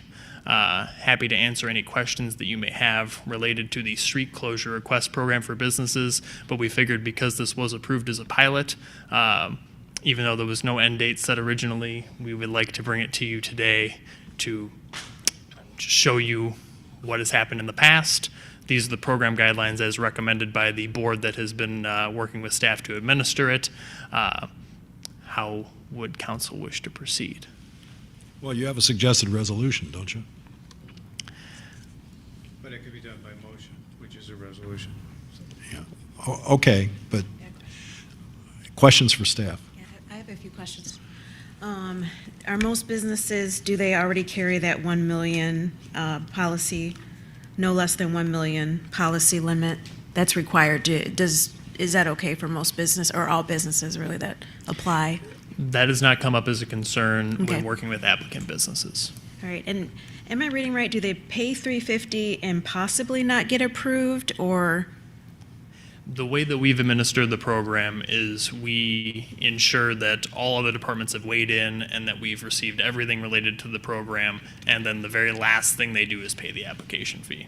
Okay. In order to ensure that if they're going to pay the application fee, the closure will happen pending weather events or otherwise. Cool. Thank you. I have a couple of questions, if I Please. could. One is, does $350 cover all the stuff that the city has to do to support? No. So who covers the balance? The Downtown Management Board Okay. pays the Department of Public Works for all of the costs associated with the road closure. Okay, so then how did you, so it's, the applicant is paying some proportion of the costs. Yes. Their taxes that they pay to the DMV or their special assessment, I guess, pay the balance, right? Mm-hmm. How did you arrive at the balance of 350 versus the rest of the cost being the DMV? This program was developed by staff who are no longer here. Okay. With that in mind, we are not sure what the methodology was Okay. for determining that number. All right. And then, is that something you're going to be looking at as the future unfolds, whether that's the right balance? I mean, there's probably a lot of things you could be looking at, but is that a matter of concern for you, that balance between the? Right. There are a couple things we want, so if council chooses to approve this program tonight, we would want to come back in about 12 months and give council an update and make sure that, and things like that, does it make sense, the funding mechanism for it, and is it sustainable? And then the use of it. It is pretty staff-heavy involvement in this process. And so if we only have 1 or 2 businesses that are actually using this program, is it really benefiting, or should we look at other opportunities or other program we can do to support those businesses? So it sounds to me like that's the kind of thing that you would do as part of a pilot program. And so does it really make sense for us to vote on making it permanent tonight, or should we just let it continue to be a pilot and you can come back to us in a year and make a recommendation? Because my question was going to be, does this program make sense? And if you're telling me that it's a staff-heavy administration thing, then I've got concerns about that because you guys are busy. So I think what we would want to do is, if you're going to continue as a pilot program, can you recommend approval of the guides, Yeah. of the guidelines? Okay. Because there were no guidelines, Yep. and so we were trying to run this program, figuring out what step, who should be involved, how it'd be implemented, all of those things. And this, based on that history, Matt put together this, and we reviewed it with all the other staff that are involved. And so we would like this as a guide. Yep. Other questions for staff? I have a Yes, question. ma'am. So I see a pattern of returning places, which is cool, but also a pattern of maybe like a couple every year. And so, and if you're saying that it's staff heavy, this was an opportunity for smaller businesses to be able to participate in some of the downtown atmosphere, et cetera. And so what does success look like? Does it look like if there's 2 businesses a year that it's not successful, so it should go away? Or does it, where's like that balance? Like if you're saying that it takes a lot of, staff time and money and stuff, wouldn't that be good if we had smaller numbers, but we were also offering this cool opportunity to the smaller businesses? I do know that from a couple of the events that were held, just based on feedback we received, there was good attendance. There was one that was not, and that business only held the event one time, but the other 2 that were repeat users, it was because it was successful. Yes. And I think just to clarify as well, I think part of the showing the success over this next year will be based on the changes made in the program guidelines versus how we've been previously administering the program. There's certainly ways that the road closures would be required to change based on these program guidelines. Mayor, I have a motion. I'm sorry. I have a motion. Sure. I move to approve the program guidelines as recommended by the East Lansing Downtown Management Board. Second. Okay, moved by Altman, seconded by Meadows. Discussion on the motion. I'm going to vote against this motion. I'll let the record speak for itself. I think I voted against this, quote, pilot program, end quote, when it was first proposed. And if I didn't, I should have. Because I have never understood why city staff, let me say it this way, I think this, among some other things, is a child of the pandemic. And I think we're past the point where the city needs to use its resources to assist an individual business in terms of street closures, whatever else is involved here. And I think it's a thicket in terms of policies, procedures, fairness, due process, for want of better words. And so I think this is a pilot that should die. So I'm going to vote against the motion. I understand the motion and I appreciate your motion. Okay, further discussion? I just want to clarify with staff, does approving the guidelines help you evaluate what you need to evaluate in the coming year? Is that a good outcome from your perspective? Yes. Okay, all right, great. And my point is, Dr. Ullman, I don't even want to put staff in that position. So I think the guidelines are, I think we can just keep doing guidelines and everything else, and we're still going to put the staff in this just Hobbesian choice between how to do this, that, and the other thing, and use resources that we need to use other places. Okay, could we have any other discussion on the motion? Yeah, Mr. I want to Meadows? just say that I'm supportive of the motion, and I'm a member of the Downtown Management Board as a reveal here, but I'll just note that whether this is because of the pandemic or any other reason, the job of that board is to encourage downtown business and people to visit downtown business. This is an opportunity. I don't think it's widely utilized, but these program guidelines, I think, will assist us in evaluating it, deciding whether it should continue, and we have staff who are dedicated to do this type of work. So we're already in the staff business with regard to the downtown very competently, I might add. So I'm very supportive of what we're going to do here. So. Okay, could we have a roll call vote, please? Councilmember Altman? Yes. Councilmember Meadows? Yes. Councilmember Watson? Yes.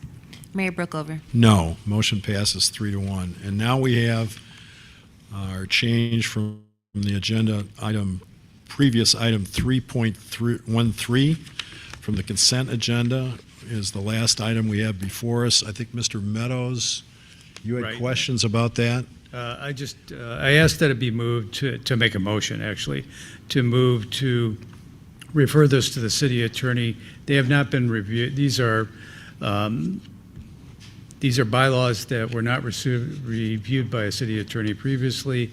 In reviewing them, I think there may be some conflict with the operating guidelines of the city council. So I'm asking that you take a look at it, that we just put it off for a month so that we can have that done. Go. So you're moving to defer this item to our August meeting and request a city attorney opinion concerning same? Yes, correct. I second the motion. Is there any other discussion on the motion? I do Yes, sir, have, Dr. Altman. I have a comment. One of the things that caught my eye here is there's a discussion of how vacancies are handled in these proposed bylaws. And it's section 1 sub D sub 3, and it says there that the chairperson of the commission shall work with city staff on selecting a new candidate for the vacancy. That seems to be at odds with policy resolution 2013-2, which is one of several resolutions that guides liaison relationships with commissions. And subsection or paragraph 6 of that policy resolution says that the council liaison shall make a recommendation to the appointing authority as soon as practical. So I think this is one of the conflicts that Councilmember Meadows was referring to. It looks like the proposed bylaws suggest that it's the chair of the commission that recommends filling a vacancy, but our policy resolution indicates that it's council liaison, and that's certainly typical of our other boards and commissions, that it's a council liaison as a member of this body who recommends a candidate to fill a vacancy. So that was what caught my eye. Yeah, if you haven't already, could you maybe put that in writing to the city attorney so he's got do that? that, yes. Yeah, I appreciate that. So, great job, staff. Wonderful job. We have a motion and a second. All those in favor say aye. Aye. All those opposed? Motion passes unanimously. I think, unless I'm misreading something, we're at the end of the agenda. Move to adjourn. A motion to adjourn from Dr. Altman. Is there a second? Second. Second from Meadows. All those in favor say aye. Aye. All those opposed? Motion passes. Thank you, everybody, for your time. Thank you, Mr. New City Attorney, for being here. We appreciate your advice and your counsel. Thank you.